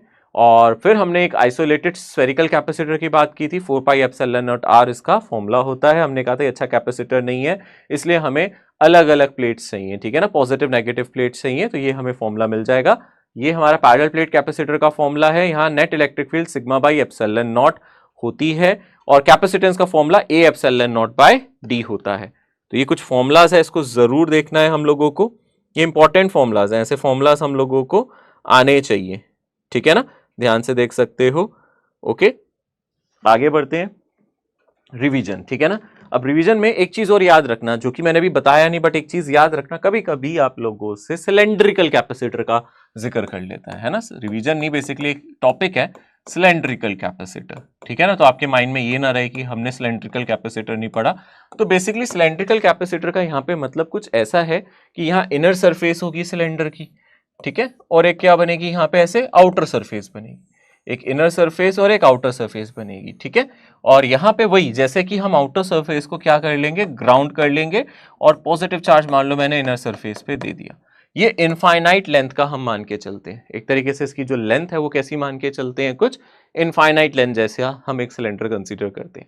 अब देखो कैपेसिटी निकालने का तरीका क्या है, हम जानते हैं Q is equals to CV होता है, कैपेसिटेंस निकालने का मतलब है Q डिवाइडेड बाय V निकाल लो किसी तरीके से, और V निकालने का तरीका क्या है, इसके अंदर आप हम किसी तरीके से क्या निकाल लें, इलेक्ट्रिक फील्ड निकाल लें। तो यहाँ पे ना कैपेसिटेंस थोड़ा लोगैरिथम में आता है, रीजन बीइंग अगर हम ध्यान से देखें यहाँ पे मैं पोटेंशियल डिफरेंस निकाल सकता हूँ, मैंने इनफाइनाइट वायर का पोटेंशियल डिफरेंस का एक फॉर्मूला दिखाया था आपको, याद है।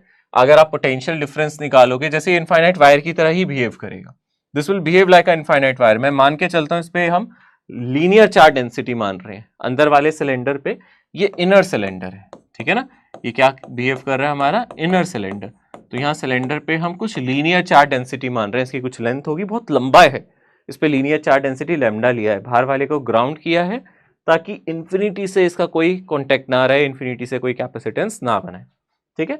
तो यहाँ अगर आप पोटेंशियल डिफरेंस निकालना चाहते हो तो इसकी इलेक्ट्रिक फील्ड वैसी होगी जैसे कि हम लोग किसकी इलेक्ट्रिक फील्ड लेते हैं, एक बेसिकली अगर हम यहाँ निकालेंगे तो इसकी इलेक्ट्रिक फील्ड कैसे लेंगे, हम इसकी इलेक्ट्रिक फील्ड लेंगे जैसे कि एक इनफाइनाइट वायर की होती है, lambda by 2 pi epsilon not R D R, इस तरीके से हम कंसीडर कर सकते हैं, ठीक है ना। ओके, सो अगर हम ध्यान से देखेंगे यहाँ पे इसकी जो हमारी इलेक्ट्रिक फील्ड आ गई lambda by 2 pi epsilon not और यहाँ से आ जाएगा ln b बाई a, ये हमने पोटेंशियल डिफरेंस का फॉर्मूला पहले भी पढ़ा था, ठीक है। अगर ये इनर रेडियस a है और आउटर रेडियस b है, आपको ये डायरेक्ट फॉर्मूला याद रखना है, जस्ट मैं शॉर्ट में जल्दी से इसका मेथड बता रहा हूं ताकि आपको समझ में आए कि ये आता कैसे।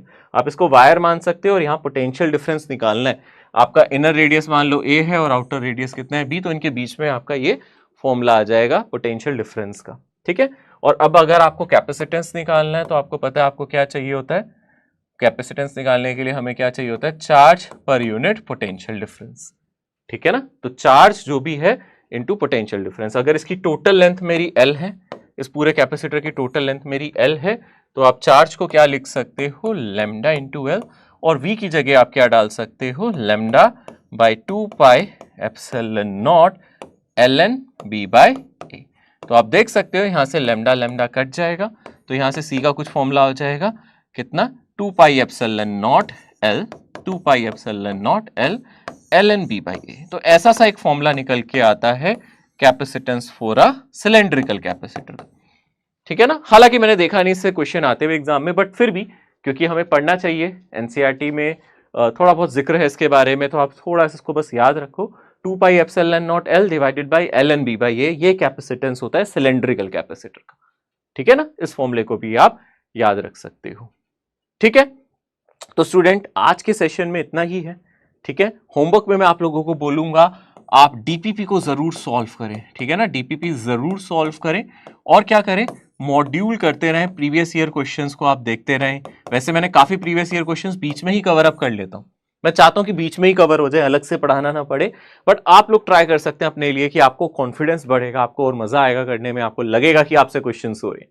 ठीक है, चलो अब मैं आप लोगों से अगली क्लास में मिलूंगा, तब तक के लिए आप लोग अच्छे से पढ़े, अच्छे से रिवाइज करें, आगे बढ़ते रहें, बिना डर बिना खौफ निडर होके आगे बढ़ते रहें, और ये अपना नीट का एग्जाम अच्छे से क्वालिफाई मुझे करके दिखाएं। तब तक के लिए टेक केयर, अलविदा, सी यू सून, बाय बाय।